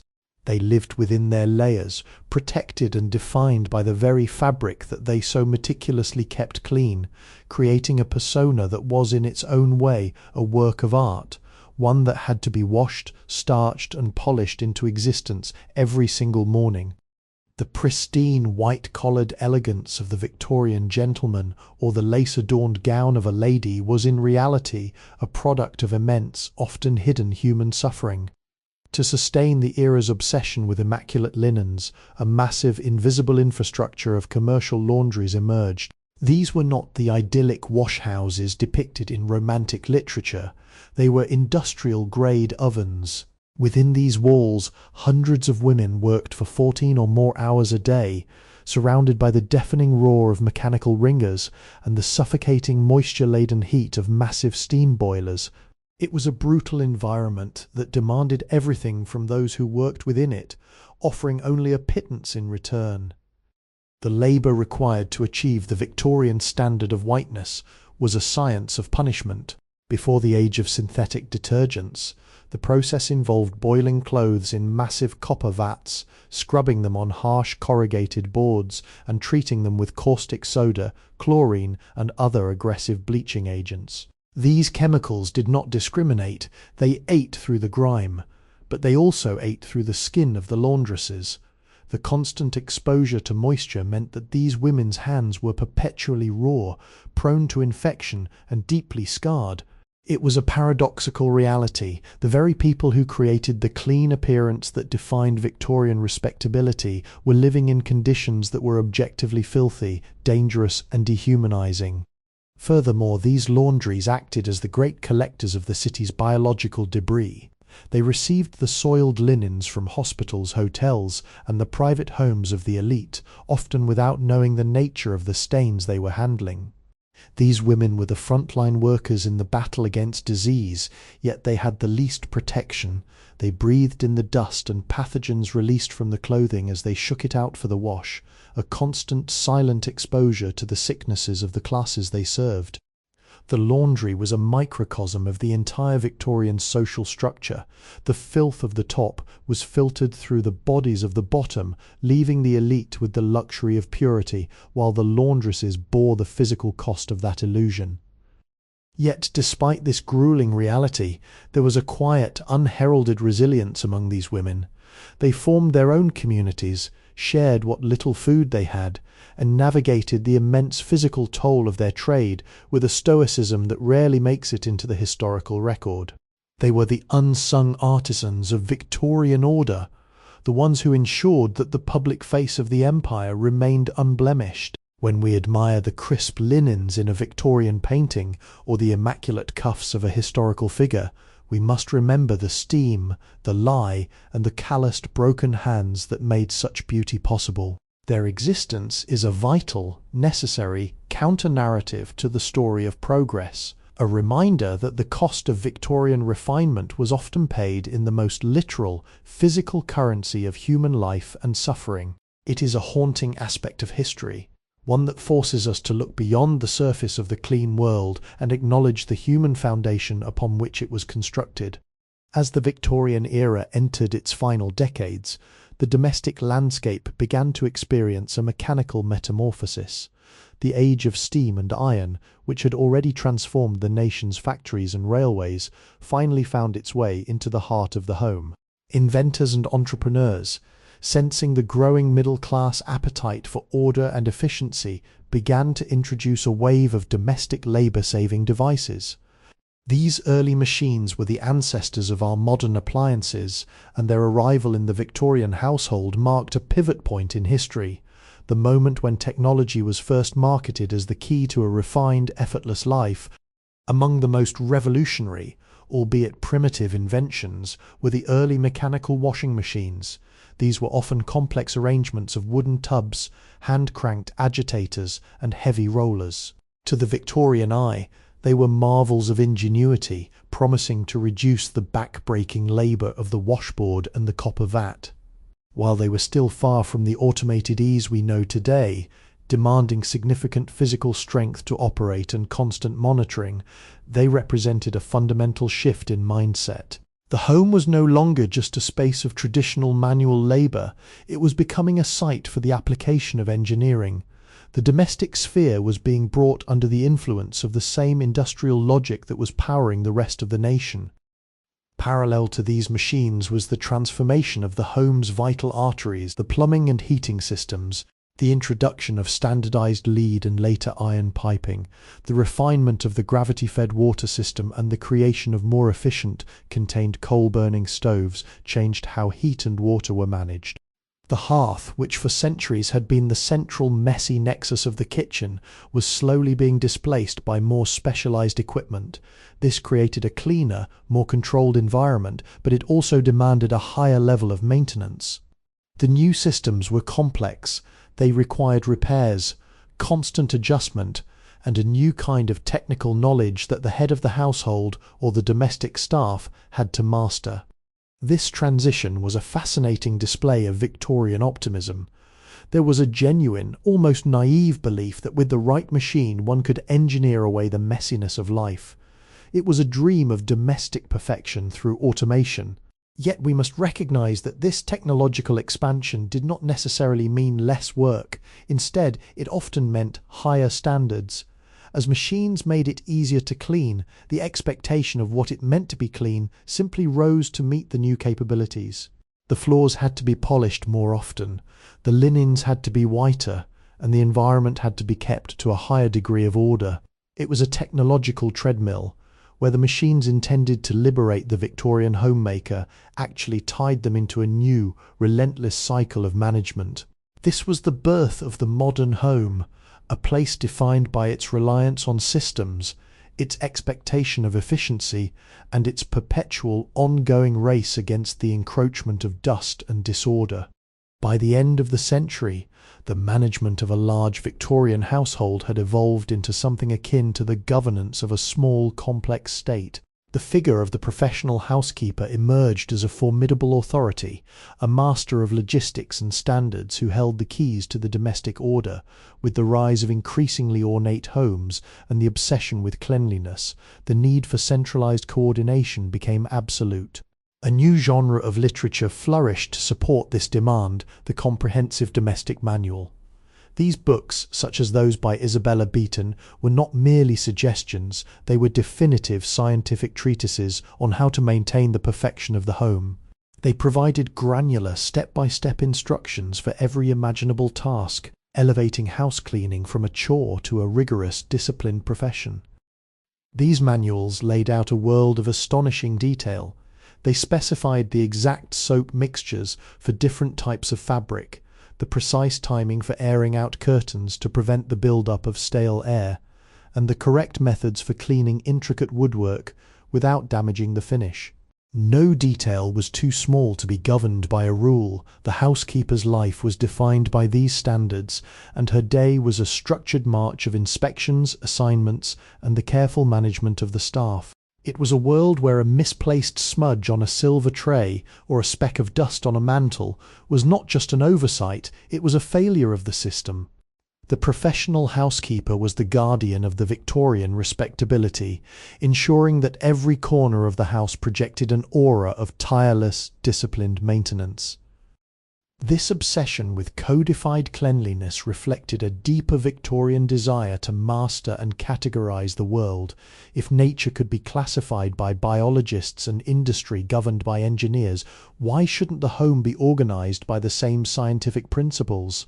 The manuals promoted the idea that there was a correct way to perform every act of daily life, and that by strictly adhering to these protocols, one could create a domestic environment that was beyond reproach. It was a period of high discipline, where the home was meticulously tuned to function with the precision of a clockwork mechanism. For those who served in these households, this meant working under a constant, watchful gaze, the eyes of the housekeeper, and the unyielding expectations of the manuals. The legacy of this era remains with us in the way we still structure our domestic expectations. The very concept of the spring clean, the organization of our chore charts, and the inherent satisfaction we feel when a space is properly cleaned, all these trace their roots back to these Victorian rules. We have inherited their belief that a well-kept house is the external shell of a well-lived life. Yet as we read through these yellowed pages of Victorian advice today, we see both a testament to their incredible industriousness and a window into a life that was constantly exhausting and beautifully pressured. They were the pioneers of our modern standard of living, building a world where the quiet hum of an organized home was the ultimate sign of success, one instruction at a time. As the Victorian era marched toward its sunset, a fatigue began to settle over the domestic landscape. The mid-Victorian love for accumulation, for heavy velvet curtains, layers of Persian rugs, intricately carved mahogany, and countless shelves of knickknacks, began to be seen not as a sign of prosperity, but as a suffocating clutter. A new movement, fueled by artists, designers, and social reformers, began to whisper and then shout for a return to clarity. They argued that the Victorian home had become a museum of dust collectors, a psychological labyrinth that trapped both the air and the spirit. This was the dawn of the anti-decoration movement, a call to purge the excess and reclaim the sanctity of space. The leaders of this movement viewed the excessive ornamentation of the period as a form of visual and hygienic corruption. Every ornate carving was a sanctuary for soot. Every layer of heavy fabric was a sponge for odours and microscopic debris. To these reformers, cleanliness was not just about the act of washing, it was about the fundamental design of the environment itself. They championed the aesthetic home, a space defined by light, airflow, and a stark, beautiful simplicity. They advocated for bare wooden floors, simple wallpapers, and a drastic reduction in the number of objects occupying a room. It was an audacious rejection of the era's own ideals, suggesting that to be truly clean, one had to be willing to live with less. This transition was highly polarizing to the traditionalist. These minimalist rooms felt cold, empty, and devoid of the comfort and character that a well-furnished home provided. It was seen as an insult to the Victorian pride of ownership, where a home's worth was often measured by the richness and density of its decor. Yet, for the younger generation and the avant-garde, this shift was profoundly liberating. It signalled a break from the past, an acknowledgement that the industrial world had become too heavy, too noisy, and too dirty. The call for simplicity was, in essence, a call for a modern identity, one that was not weighed down by the debris of the 19th century.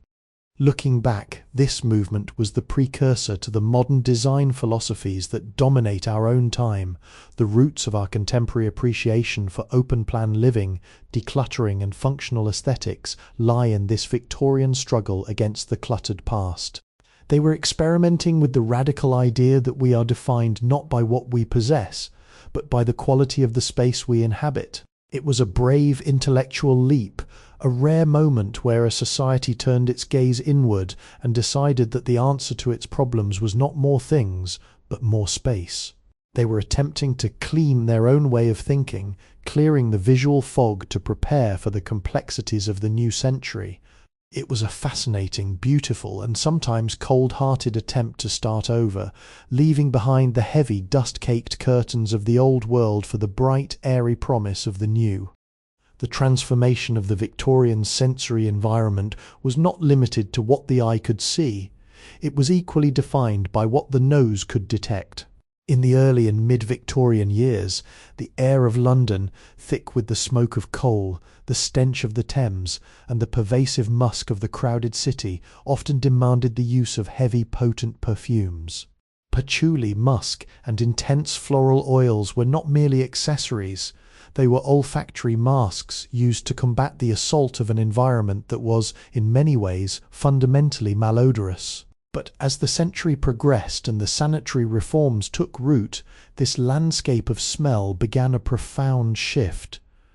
As sewers were covered, streets were scrubbed, and the domestic focus turned to ventilation and air purity, the requirement for heavy masking agents began to fade. A new preference emerged, the desire for the fresh. The Victorian obsession with cleanliness extended into the invisible realm of air quality. There was a burgeoning fascination with the scent of nothing, or rather the crisp, neutral aroma of clean linen, fresh air, and mild herbal soaps. This was a significant cultural marker. To smell clean was to signify that one lived in a house where the windows were thrown open, the floors were washed, and the atmosphere was regulated. It became a new, subtle status symbol. This shift was reflected in the commercial products of the time. The perfumery industry, sensing this change in the Victorian psyche, began to market lighter, cleaner scents. The popularity of lavender, violet, and citrus-based waters soared. These were fragrances that suggested clarity rather than concealment. They were marketed as refreshing and revitalizing, words that aligned perfectly with the era's preoccupation with energy and moral health. The scent of one's home and person was becoming an advertisement for one's hygiene. A room that smelled of lavender was a room that was assumed to be free of germs and decay. This evolution reveals a deep-seated change in how the Victorians perceived their relationship with the world. They were no longer resigned to the smells of the industrial city. They were actively working to excise them. By refining their scent palette, they were, in effect, sanitizing their own experience of reality. They were training their senses to demand a higher standard of environmental purity, a habit that we have inherited almost entirely. Today, when we reach for a linen-scented candle or a citrus-based surface cleaner, we are participating in a ritual that began in those late Victorian parlors. It was a move toward the transparent environment where the absence of scent became the ultimate hallmark of a space that was truly, deeply, and morally clean. They had conquered the smog with the scrub, and then they had perfumed the victory with the delicate, unassuming scent of purity. The Victorian war against grime was not fought with water and soap alone. It was also waged with the blinding power of the sun. As the medical understanding of germs matured, the reformers reached a powerful conclusion. Sunlight was the ultimate antiseptic. It was believed that the ultraviolet rays, though the term was not yet widely understood, could penetrate the hidden corners where disease festered. Thus, the pursuit of cleanliness became inextricably linked to the pursuit of illumination. The Victorian home underwent a structural evolution, transforming from a cluster of dark, enclosed chambers into a theatre of light, where the sun was invited to perform its role as the silent, daily cleaner of the household. Architects and interior designers began to prioritize the window as a primary component of domestic health. The heavy, light-blocking draperies of the mid-century were increasingly criticized, and in many fashionable homes replaced with lighter, translucent materials that allowed the sun to wash over the interiors. Walls were painted in lighter tones, and the strategic placement of large, ornate mirrors became a standard practice, not just for vanity, but for their ability to bounce the sun into the deepest, most shadowed corners of the room. Every inch of space was to be exposed to the gaze of the sun, leaving the invisible enemies of the era with nowhere to hide. This was the Victorian home as a light trap, a vessel designed to capture and distribute the purity of the outdoors.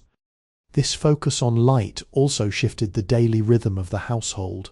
Airing the rooms became a sacrosanct ritual. In the mornings, windows were thrown wide open regardless of the weather, allowing the fresh air and the harsh, honest light to purge the stagnation of the previous night. It was an act of environmental purification. To live in a dark house was now equated with living in a state of neglect or, worse, disease. The light-filled home became a potent metaphor for the well-ordered, honest and healthy life. It reflected the era's grand narrative of progress, a rejection of the murky medieval-style secrets in favour of a modern world that was bright, transparent and completely visible. Yet this shift also brought a new kind of social pressure. To be in the light was to be on display, and the Victorian home became a place of heightened scrutiny. Every surface had to be perfectly maintained because every detail was now clearly visible under the midday sun. The layer of dust that might have gone unnoticed in the dim glow of a gas lamp was now an unforgivable offence in the glare of the morning light. It was a trade-off. In exchange for the health benefits of the sun, the Victorian family accepted a life of permanent visibility. They had engineered a home that was cleaner and healthier, but they had also created an environment where disorder could never be masked. The light, while cleansing, was also a relentless judge, a constant reminder that the work of maintaining an impeccable home was never finished.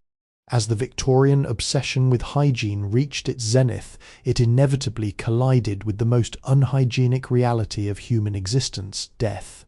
In the early part of the century, the practice of burying the dead in crowded, damp urban churchyards had become a source of profound public anxiety. The miasma or effluvia, the foul air believed to arise from decomposing bodies, was seen as a tangible threat to the health of the living, a silent killer drifting through the city streets. This realization triggered a sweeping, gruesome yet fascinating shift in how the Victorians treated their departed, transforming the funeral from a private, earthbound ritual into a regulated sanitary event. The solution was the birth of the garden cemetery and the professionalization of the mortuary. The government intervened, closing the rotting urban burial grounds and moving the final resting places of the deceased to the outskirts of the city in planned, park-like landscapes. This was the ultimate act of social distancing, removing the source of decay from the immediate proximity of the home inside the domestic sphere. The way death was handled also changed. The traditional practice of keeping the body in the parlour for several days, surrounded by family, and the slow, inevitable creep of decomposition, was increasingly discouraged by doctors and reformers who promoted a faster, cleaner transition to the grave.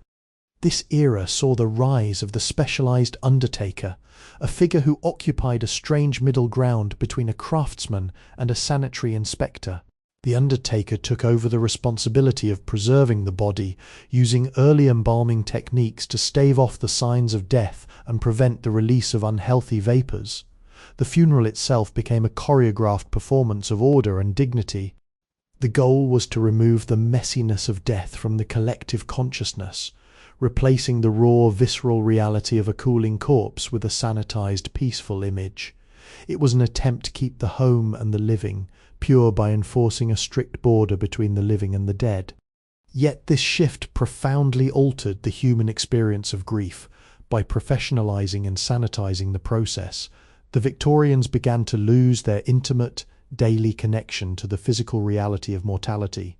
The death that had once been a natural, albeit difficult part of the domestic routine was now a managed event, handled by professionals and hidden away in distant cemeteries. This was the foundation of the modern aversion to the physical body and death. We have inherited this Victorian desire to keep death clean, to shield ourselves from the decay that we once accepted as part of the cycle of life. It was a cold, efficient, and ultimately protective evolution, one that demonstrates just how far the Victorian project of hygiene went, successfully sanitizing not only our clothes and our rooms, but our very final farewells, ensuring that even in death we remained within the bounds of a civilized, orderly existence. As the Victorian obsession with hygiene solidified, the boundary between the domestic home and the medical institution began to blur. The Victorian household was increasingly viewed as a crucial front line in the battle against illness, a territory that, if properly defended through hygiene, could keep the physician at bay. This gave birth to a widespread culture of domestic medicine. Every middle-class home was expected to maintain a medicine chest, a carefully organized cabinet filled with tinctures, salves, and instructional booklets. The woman of the house was not just a housekeeper. She was tasked with becoming an amateur nurse and practitioner, capable of diagnosing the early signs of ailment and managing them with the precision of a doctor. These domestic medicine manuals were fascinating documents. They treated health as a direct consequence of environmental management. A cold was not just an unfortunate infection, it was seen as a failure of ventilation or a lapse in maintaining the temperature of the nursery. Indigestion was treated as a lack of discipline in the kitchen's preparation methods. The manuals provided detailed recipes for sanitary remedies, teas, herbal infusions, and poultices that were designed to restore the body's order. The language used was often remarkably clinical, emphasizing that the key to recovery lay in the rigor of the treatment, precise dosages, consistent application, and above all, the maintenance of a perfectly clean and quiet environment for the patient. This era promoted the idea that a good mother or good wife was, by definition, a caregiver who possessed the scientific knowledge to protect her family's physical well-being. It was an enormous responsibility. The medicine cabinet was a source of pride, representing the home's readiness to confront the fragility of life. It also created a new social standard. To show up at a tea party with a sickly child was a social embarrassment, suggesting that the household had failed in its duty of care. The home as clinic model ensured that health became a private, domestic project, reinforcing the Victorian belief that the individual, within the confines of their private property, held the power and the moral obligation to manage their own mortality. Yet this emphasis on domestic medicine also highlighted the limitations of the era's medical knowledge. Many of the remedies were largely ineffective, and the reliance on home treatment sometimes delayed necessary care for more serious systemic conditions. However, the legacy of this approach is undeniable. It established the modern expectation that the home should be a place of healing, and that maintaining health is a proactive daily task performed in the kitchen and the nursery. We see this today in our own well-stocked medicine cabinets and our tendency to seek home remedies before consulting a professional. The Victorian experiment in domestic medicine was an ambitious, earnest, and often desperate attempt to claim control over the body's health, transforming the home into a sanctuary that was, at least in theory, fortified against the unpredictable diseases of the outside world.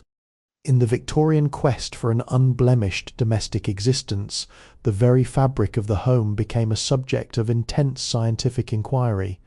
The mid-Victorian preference for heavy, ornate textiles, velvets, silks, and deep-piled wools was increasingly viewed with suspicion by the later reformers.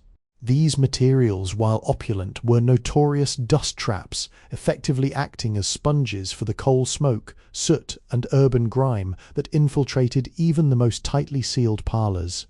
A quiet, textile revolution began to take hold as the Victorian obsession with hygiene forced a reassessment of what we wear, what we drape over our windows, and what we cover our furniture with. The search for cleaner textiles led to a newfound appreciation for cotton, linen, and the early experimental synthetic-like finishes. Designers began to favor fabrics that were smooth to the touch, materials that would not hold on to microscopic particles, and that could withstand the aggressive near-boiling water and harsh alkaline soaps used in the weekly wash. The Victorian textile industry, already a powerhouse of global trade, pivoted to meet this demand, producing linens that were tighter woven, more resilient to bleach, and specifically marketed for their hygienic properties. The home became a laboratory where the durability of fabric was tested against the relentless grime of the industrial age. This shift brought about a peculiar aesthetic change. The heavy, dark and brooding interiors of the early Victorian era began to yield to lighter, crisper and more washable environments. The white cotton slipcover, for example, became a hallmark of the sanitary-conscious home. These covers were not just decorative, they were functional armour, shielding the expensive upholstery from the persistent layer of soot that settled in every corner. They were designed to be whipped off, boiled and starched to a blinding moral white, a process that signalled to every guest that the household was under the constant, vigilant care of its masters.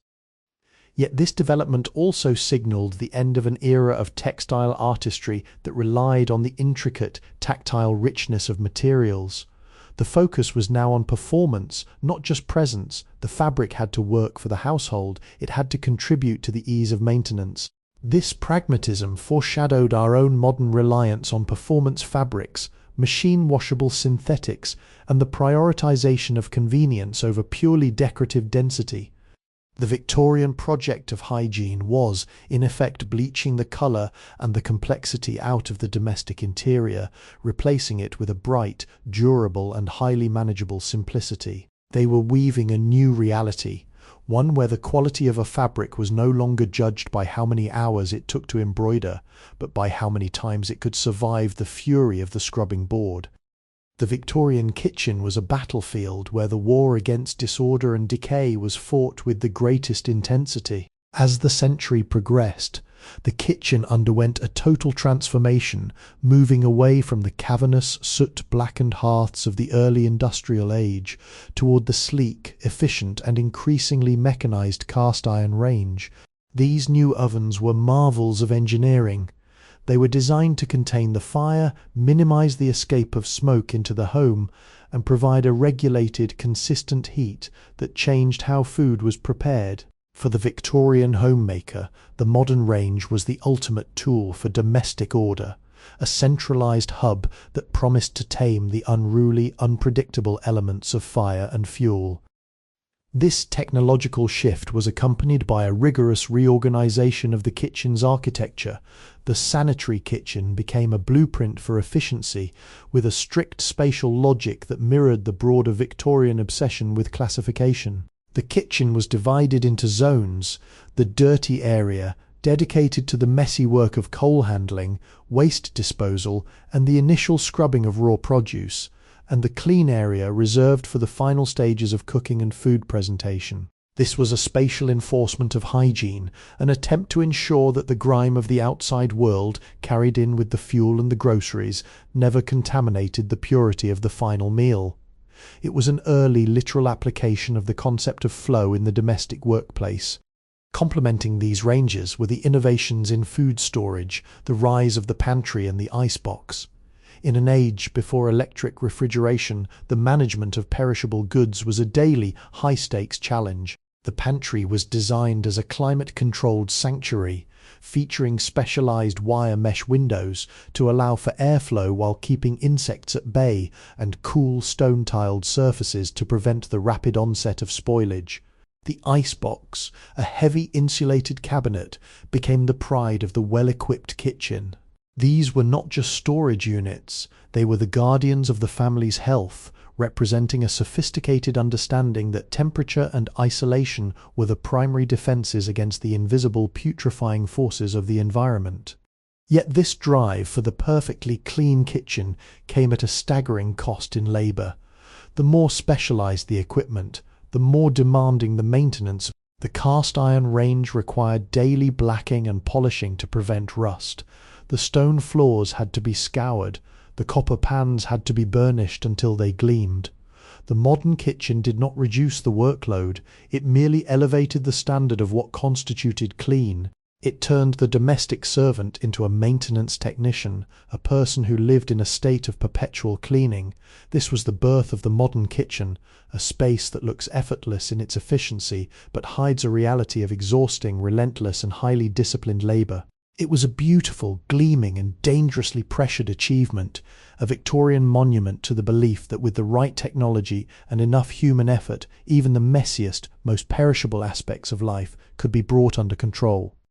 As the late Victorian era dawned, the concept of the home began to undergo a significant spatial revolution.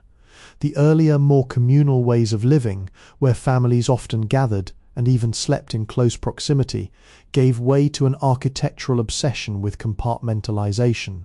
The ideal home was no longer a series of interconnected open spaces, but a collection of specialized private chambers. This was not merely an aesthetic shift, it was a physical manifestation of the Victorian desire for order, distinction, and crucially, a new kind of individual hygiene. By creating distinct rooms for specific activities, the morning room, the dining room, the study, the dressing room, the Victorians were attempting to isolate the mess of each life activity from the rest of the household. This trend toward compartmentalization was driven by a sophisticated, if unspoken, understanding of domestic contamination. It was believed that the air of the kitchen, laden with the odors of cooking, should never mingle with the clean air of the parlor. The private bedroom, once a simple place to sleep, became a sanitized sanctuary, often separated from the rest of the house by a series of doors and hallways that served as physical buffers against the noise and impurities of the active household. The use of portières, heavy curtains hung across doorways, became a standard feature, allowing the family to physically seal off one space from another, effectively creating a series of micro-environments that could be managed and cleaned independently. This architectural rigidity also introduced a new dynamic in domestic social life. The private space became the ultimate luxury. For the Victorian individual, the ability to retreat behind a door and lock it represented a form of control over one's own environment that was previously unavailable to the masses.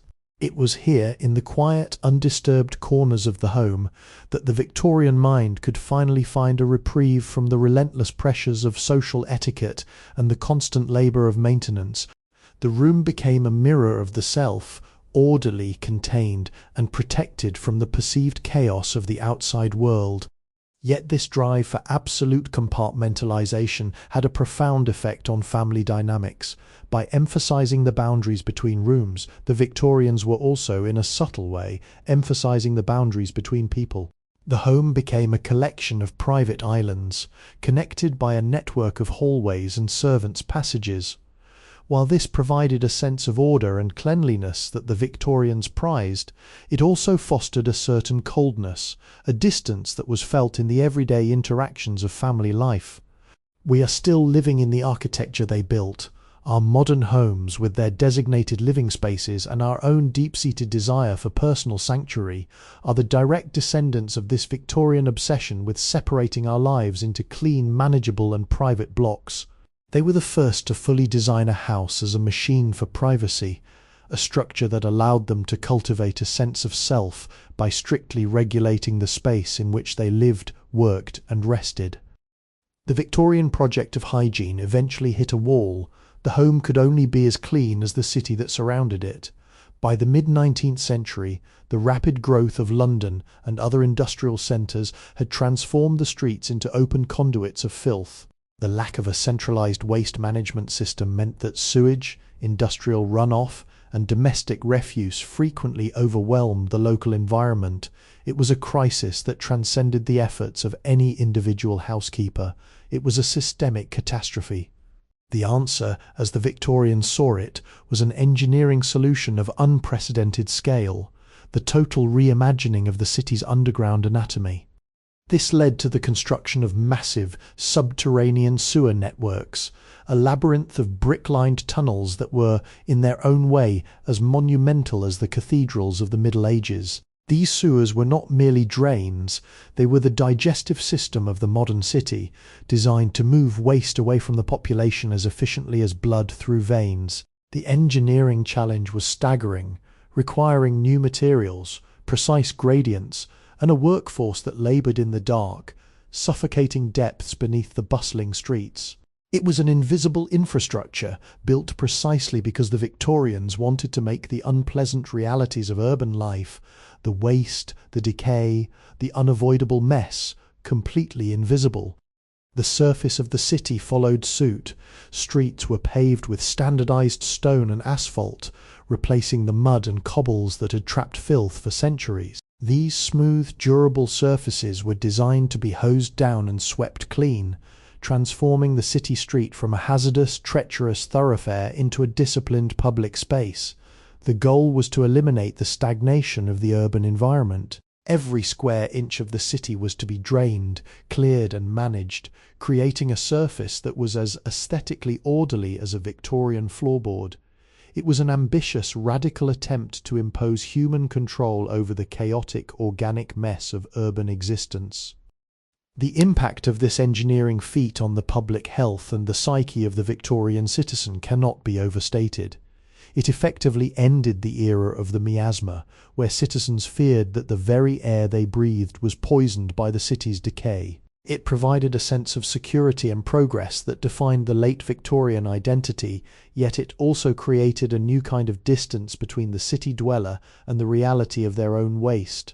By burying the sewage beneath the earth and polishing the surface, they fostered an illusion of cleanliness that allowed the modern consumer to live without ever confronting the consequences of their consumption. We still walk upon the foundations laid by these engineers. Our modern cities, with their invisible utilities and manicured public spaces, are the direct realization of the Victorian dream. A world that is not just clean, but where the very idea of dirt is systematically pushed out of sight, leaving us with a surface reality that is smooth, functional, and perpetually carefully maintained. As the Victorian metropolis expanded, choking on its own soot and crowding, a new vision for the urban landscape began to take root: the Victorian Public Park. These were not merely patches of grass, they were carefully engineered sanitary machines.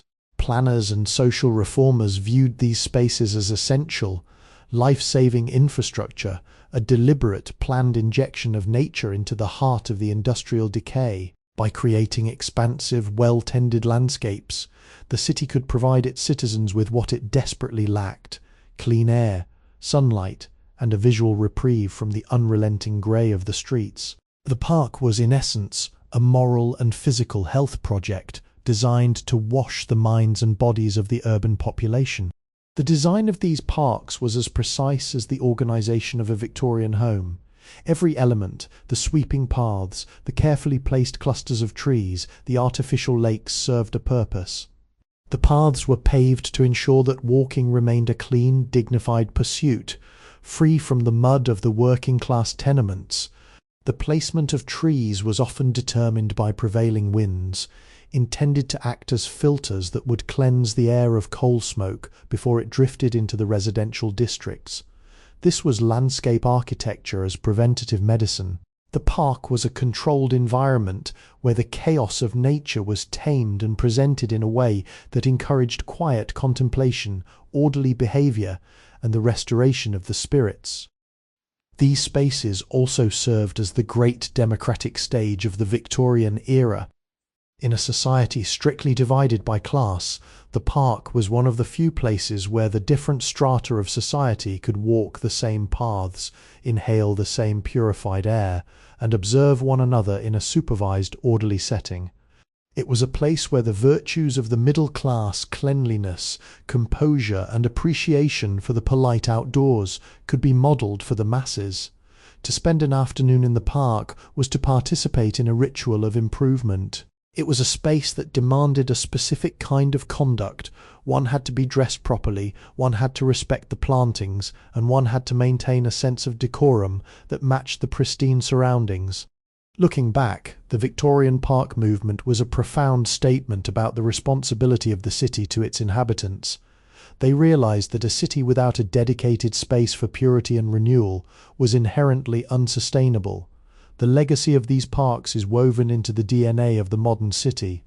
We still look to our green spaces to provide the same services, a place to escape the pollution of urban life, a site for physical activity, and a mental reset button for the demands of the modern world. They were the architects of our own urban sanctuary, building a model that proved that even in the most crowded industrial heart of the nation, it was possible to carve out a territory of light, air, and peace. They weren't just planting trees, they were building an antidote to the very world they had created, ensuring that the health of the community was preserved in the heart of the city itself. By the mid-19th century, the disparity in access to water became the ultimate indicator of social inequality. While the wealthy enjoyed the luxury of private plumbed bathrooms, the working-class populations in the densely packed tenements had almost no access to clean water for personal hygiene. The sheer filth of these living conditions was not just a domestic issue, it was a public health nightmare that threatened the entire city. In response, a visionary movement emerged to build municipal public baths and washhouses.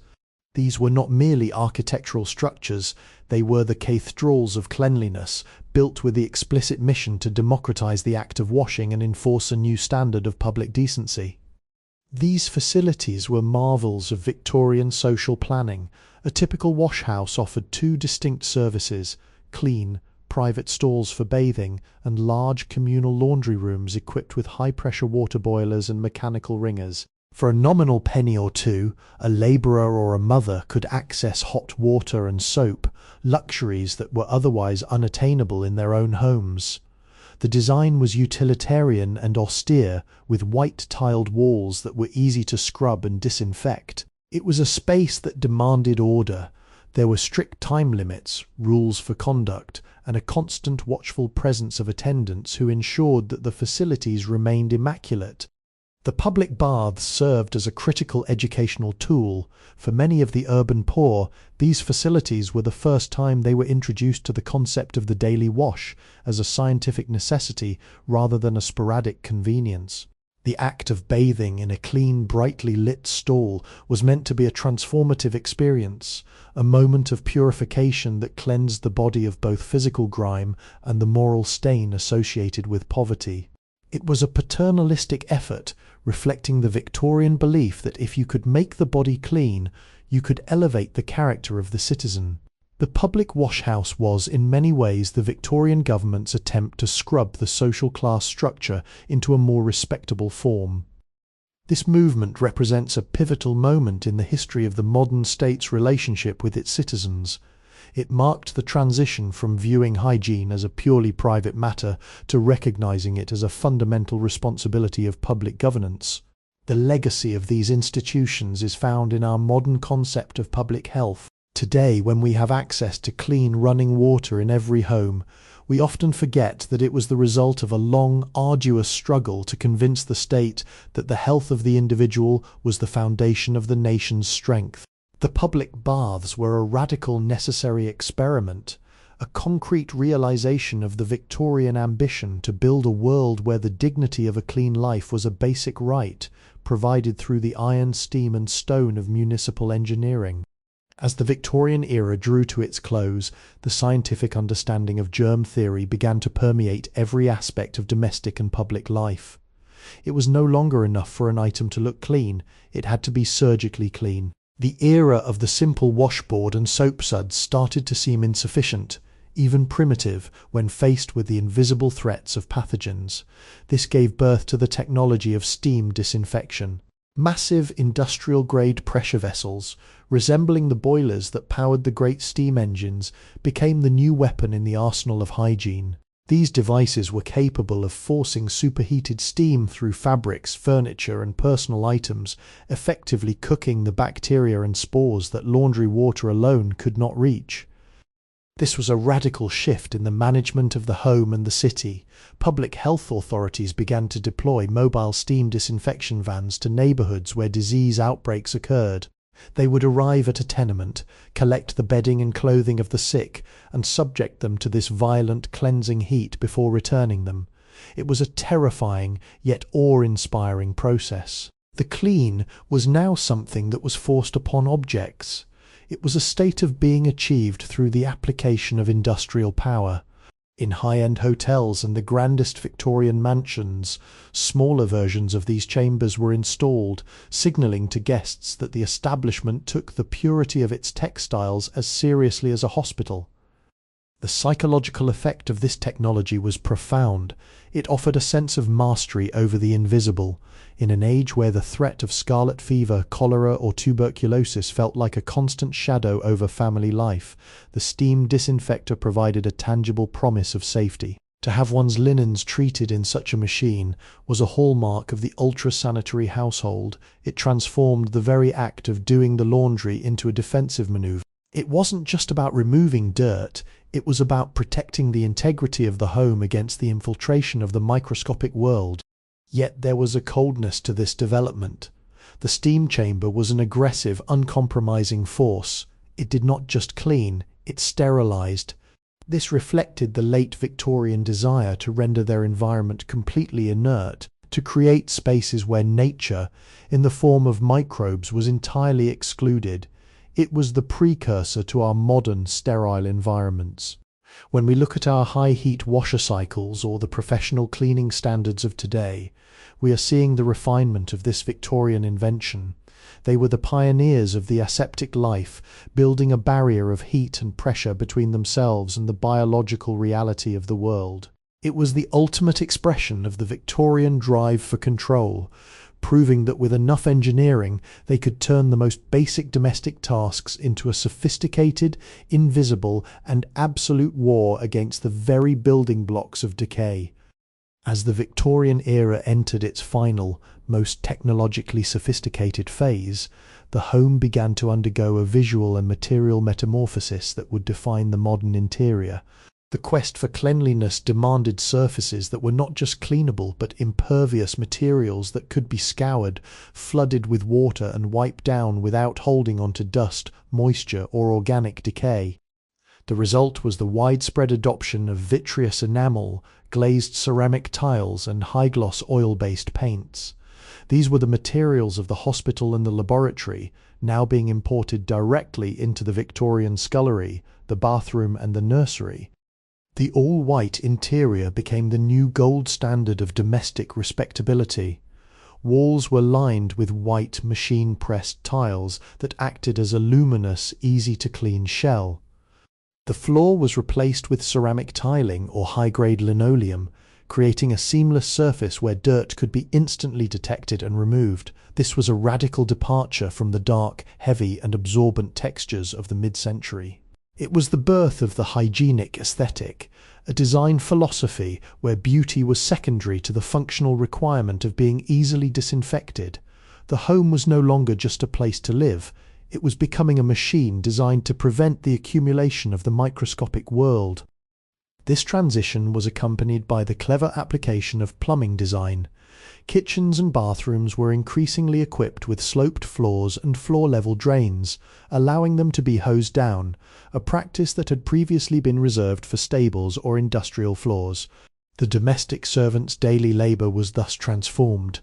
The arduous task of scrubbing by hand was being replaced in part by the efficient use of the water supply. It was a victory of engineering over manual toil, yet it also meant that the home had to be kept in a constant state of readiness for this wet, rigorous cleaning process. The house became a place that was designed to be washed, not just maintained. This shift reveals the deep underlying anxiety that permeated the late Victorian mind. They were so terrified of the invisible that they chose to live in environments that were structurally similar to industrial chambers. They sacrificed the cosy, tactile warmth of their earlier homes for the cold, unyielding safety of the tiled surface. It was a triumph of the logical, scientific mind over the sentimental, comfortable heart. We are the heirs to this design logic. When we walk into a modern, minimalist bathroom or a high-tech kitchen with stainless steel and tile, we are still inhabiting the Victorian vision of a perfectly clean space. They were the first to demonstrate that a clean house is a house that is essentially inhuman, a structure designed to be stripped, bleached and wiped clean of all evidence of human biological life. It was a beautiful, clinical and profoundly disciplined way of living, one that turned the home into a pristine barrier against the messy, unpredictable reality of existence.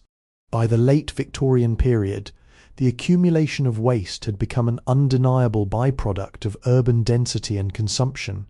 The casual, almost medieval way in which refuse was once handled, tossed into pits or left in piles, was no longer compatible with the new hygienic standards of the city. The Victorian home, as it became more sterile and specialised, required a matching system for the disposal of what was no longer useful. This necessity birthed the first organised waste management systems, a series of protocols that established a clear, disciplined boundary between the living space and the refuse space. The domestic centrepiece of this revolution was the arrival of the standardised lidded metal bin. Unlike the open buckets or wooden crates of the past, the lidded bin was a critical piece of technology. It was designed to seal in the miasma and keep the vermin out. It was a physical, airtight barrier against the decay that was now considered a moral and physical offence. Inside the house, waste was no longer allowed to linger. It was to be gathered, segregated, and moved to the dustbin or ash pit with a frequency that bordered on the obsessive. The house was meant to be emptied of its debris daily, a practice that ensured the interior remained a pristine, unburdened temple of domestic life. This evolution demanded a new level of cooperation between the private home and the municipal government. Cities began to mandate the types of containers that could be used, the hours during which refuse could be collected, and the specific segregation of materials. The dustman became a vital, if often overlooked, figure in the urban hierarchy. His work was the literal extension of the Victorian housewife's labour. Where she stopped, he began, ensuring that the filth of the domestic sphere was transported safely to the outskirts. This created a sanitation chain that linked every parlour and kitchen to a final managed destination, preventing the build-up of waste that had previously threatened the city's health. The psychological impact of this change was the creation of a disposable culture. By making the removal of waste so systematic and efficient, the Victorians began to lose the direct connection to the life cycle of their own consumption. The trash disappeared into the organised, managed system of the city, hidden away in distant municipal depots. This was a profound shift in human behaviour. We were no longer stewards of our waste, we were consumers who passed the responsibility of decay onto the state. We continue to live in this reality today, where our own trash bins are merely the first link in a vast, invisible, and highly engineered chain. The Victorians were the first to fully design a city that could process its own filth, creating the illusion that a society can consume without consequence, provided that the waste is moved quickly enough, hidden well enough, and managed with sufficient, rigid and unwavering order. By the late Victorian period, the accumulation of waste had become an undeniable byproduct of urban density and consumption. The casual, almost medieval way in which refuse was once handled, tossed into pits or left in piles, was no longer compatible with the new hygienic standards of the city.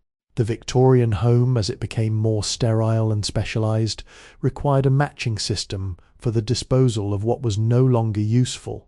This necessity birthed the first organised waste management systems, a series of protocols that established a clear, disciplined boundary between the living space and the refuse space. The domestic centrepiece of this revolution was the arrival of the standardised lidded metal bin. Unlike the open buckets or wooden crates of the past, the lidded bin was a critical piece of technology. It was designed to seal in the miasma and keep the vermin out. It was a physical, airtight barrier against the decay that was now considered a moral and physical offence. Inside the house, waste was no longer allowed to linger. It was to be gathered, segregated, and moved to the dustbin or ash pit with a frequency that bordered on the obsessive. The house was meant to be emptied of its debris daily, a practice that ensured the interior remained a pristine, unburdened temple of domestic life. This evolution demanded a new level of cooperation between the private home and the municipal government. Cities began to mandate the types of containers that could be used, the hours during which refuse could be collected, and the specific segregation of materials. The dustman became a vital, if often overlooked, figure in the urban hierarchy. His work was the literal extension of the Victorian housewife's labour. Where she stopped, he began, ensuring that the filth of the domestic sphere was transported safely to the outskirts. This created a sanitation chain that linked every parlour and kitchen to a final, managed destination, preventing the build-up of waste that had previously threatened the city's health. The psychological impact of this change was the creation of a disposable culture. By making the removal of waste so systematic and efficient, the Victorians began to lose the direct connection to the life cycle of their own consumption. The trash disappeared into the organised, managed system of the city, hidden away in distant municipal depots. This was a profound shift in human behaviour. We were no longer stewards of our waste. We were consumers who passed the responsibility of decay onto the state. We continue to live in this reality today, where our own trash bins are merely the first link in a vast, invisible and highly engineered chain. The Victorians were the first to fully design a city that could process its own filth, creating the illusion that a society can consume without consequence, provided that the waste is moved quickly enough, hidden well enough and managed with sufficient, rigid and unwavering order. To the Victorian mind, stagnant air was not merely an inconvenience, it was a vessel for decay. The belief that miasma, or bad air, was the primary driver of illness led to a domestic obsession with movement. Air had to be kept in constant motion. It had to be refreshed to ensure that no pocket of the house could harbour the invisible, lingering dangers of the industrial age. The Victorian home was thus redesigned not just as a shelter, but as a complex breathing machine. They installed sophisticated systems of ventilators, air bricks, and clever, gravity-defying ducting designed to draw fresh air in from the outside and force the used air out through the chimneys and rooftops. This obsession manifested in the hygienic architecture of the late century. Rooms were designed with high ceilings and carefully placed transom windows that could be tilted open to encourage the chimney effect, a natural circulation that pushed stale air upward and out. In grander homes, early mechanical fans, powered by clockwork or rudimentary electrical motors, were used to agitate the atmosphere, ensuring that not a single corner of a parlour or study remained still. For the Victorian, silence and stillness in the air were signs of negligence. To live in a well-managed house was to hear the gentle, constant draught of moving air, a sound that equated to safety, purity and scientific order. This focus on ventilation also dictated the rhythm of daily life. The airing of the room was a religious mandatory practice. Windows were thrown open at specific times of the day, regardless of the temperature, to purge the space. It was believed that the very act of scrubbing, washing and steaming, which we have previously explored, was useless if the air itself was not constantly turned over. It was an environmental discipline, a daily enforcement of the laws of health.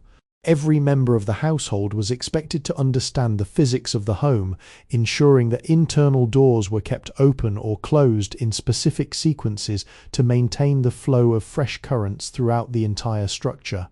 This intense, almost mechanical approach to ventilation created a home that felt permanently open to the elements even while it was physically enclosed. It fostered a unique sensory experience. A Victorian home was never warm, heavy or hushed in the way we might imagine. It was a space of crisp moving air, often draughty, and always feeling newly cleaned. This architecture of breath was their final defence against the smog and the stench of the industrial city.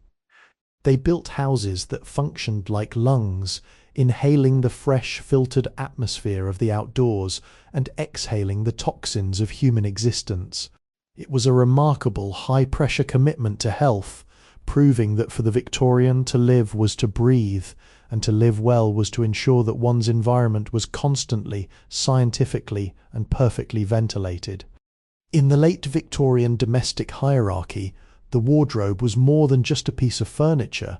It was a private archive of the self, and like the rest of the home, it was subjected to the era's rigorous demands for sanitary order. The chaos of heaped laundry was banished in favour of a highly structured, almost bureaucratic system of storage. The wardrobe was designed as an airtight vault, a specialized environment where fabrics were shielded from the pervasive coal soot and damp air of the industrial city. It was here, behind mahogany and oak doors, that the Victorian obsession with classification truly shone, as every garment was treated as a delicate instrument that required constant, disciplined maintenance.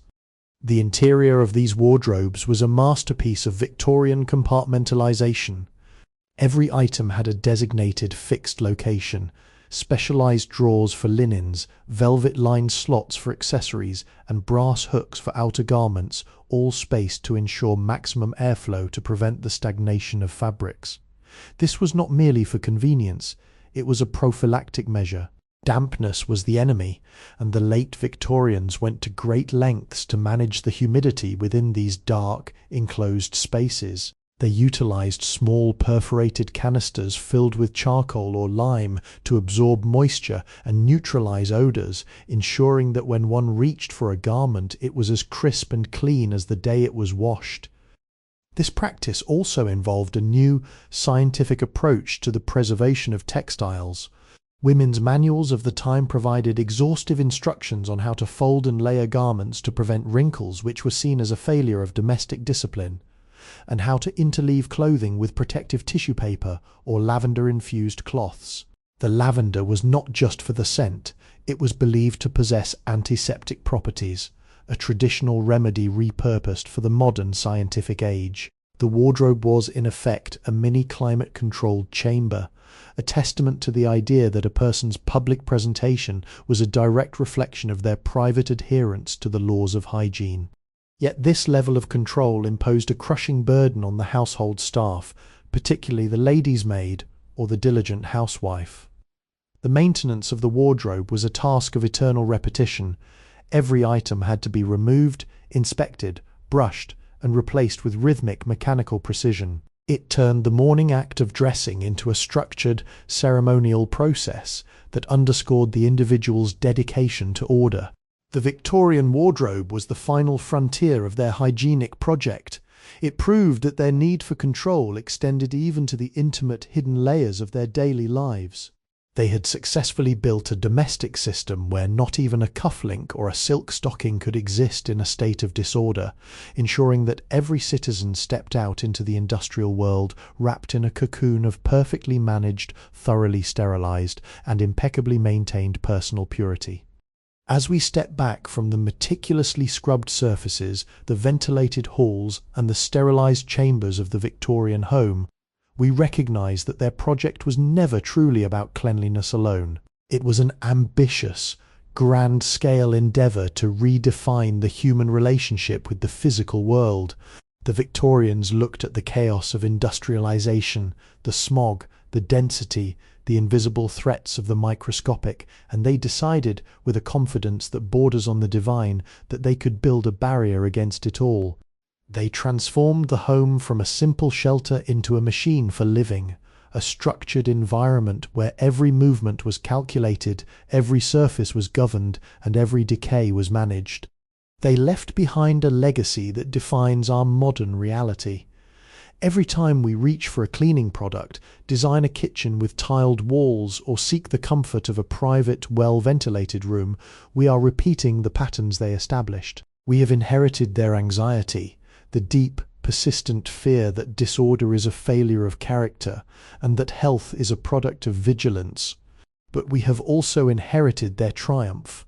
They successfully turned the unruly, dangerous urban environments of the 19th century into the foundations of our modern, functional, and remarkably clean cities. They proved that human effort, when fueled by science and discipline, could bend the environment to the will of civilization.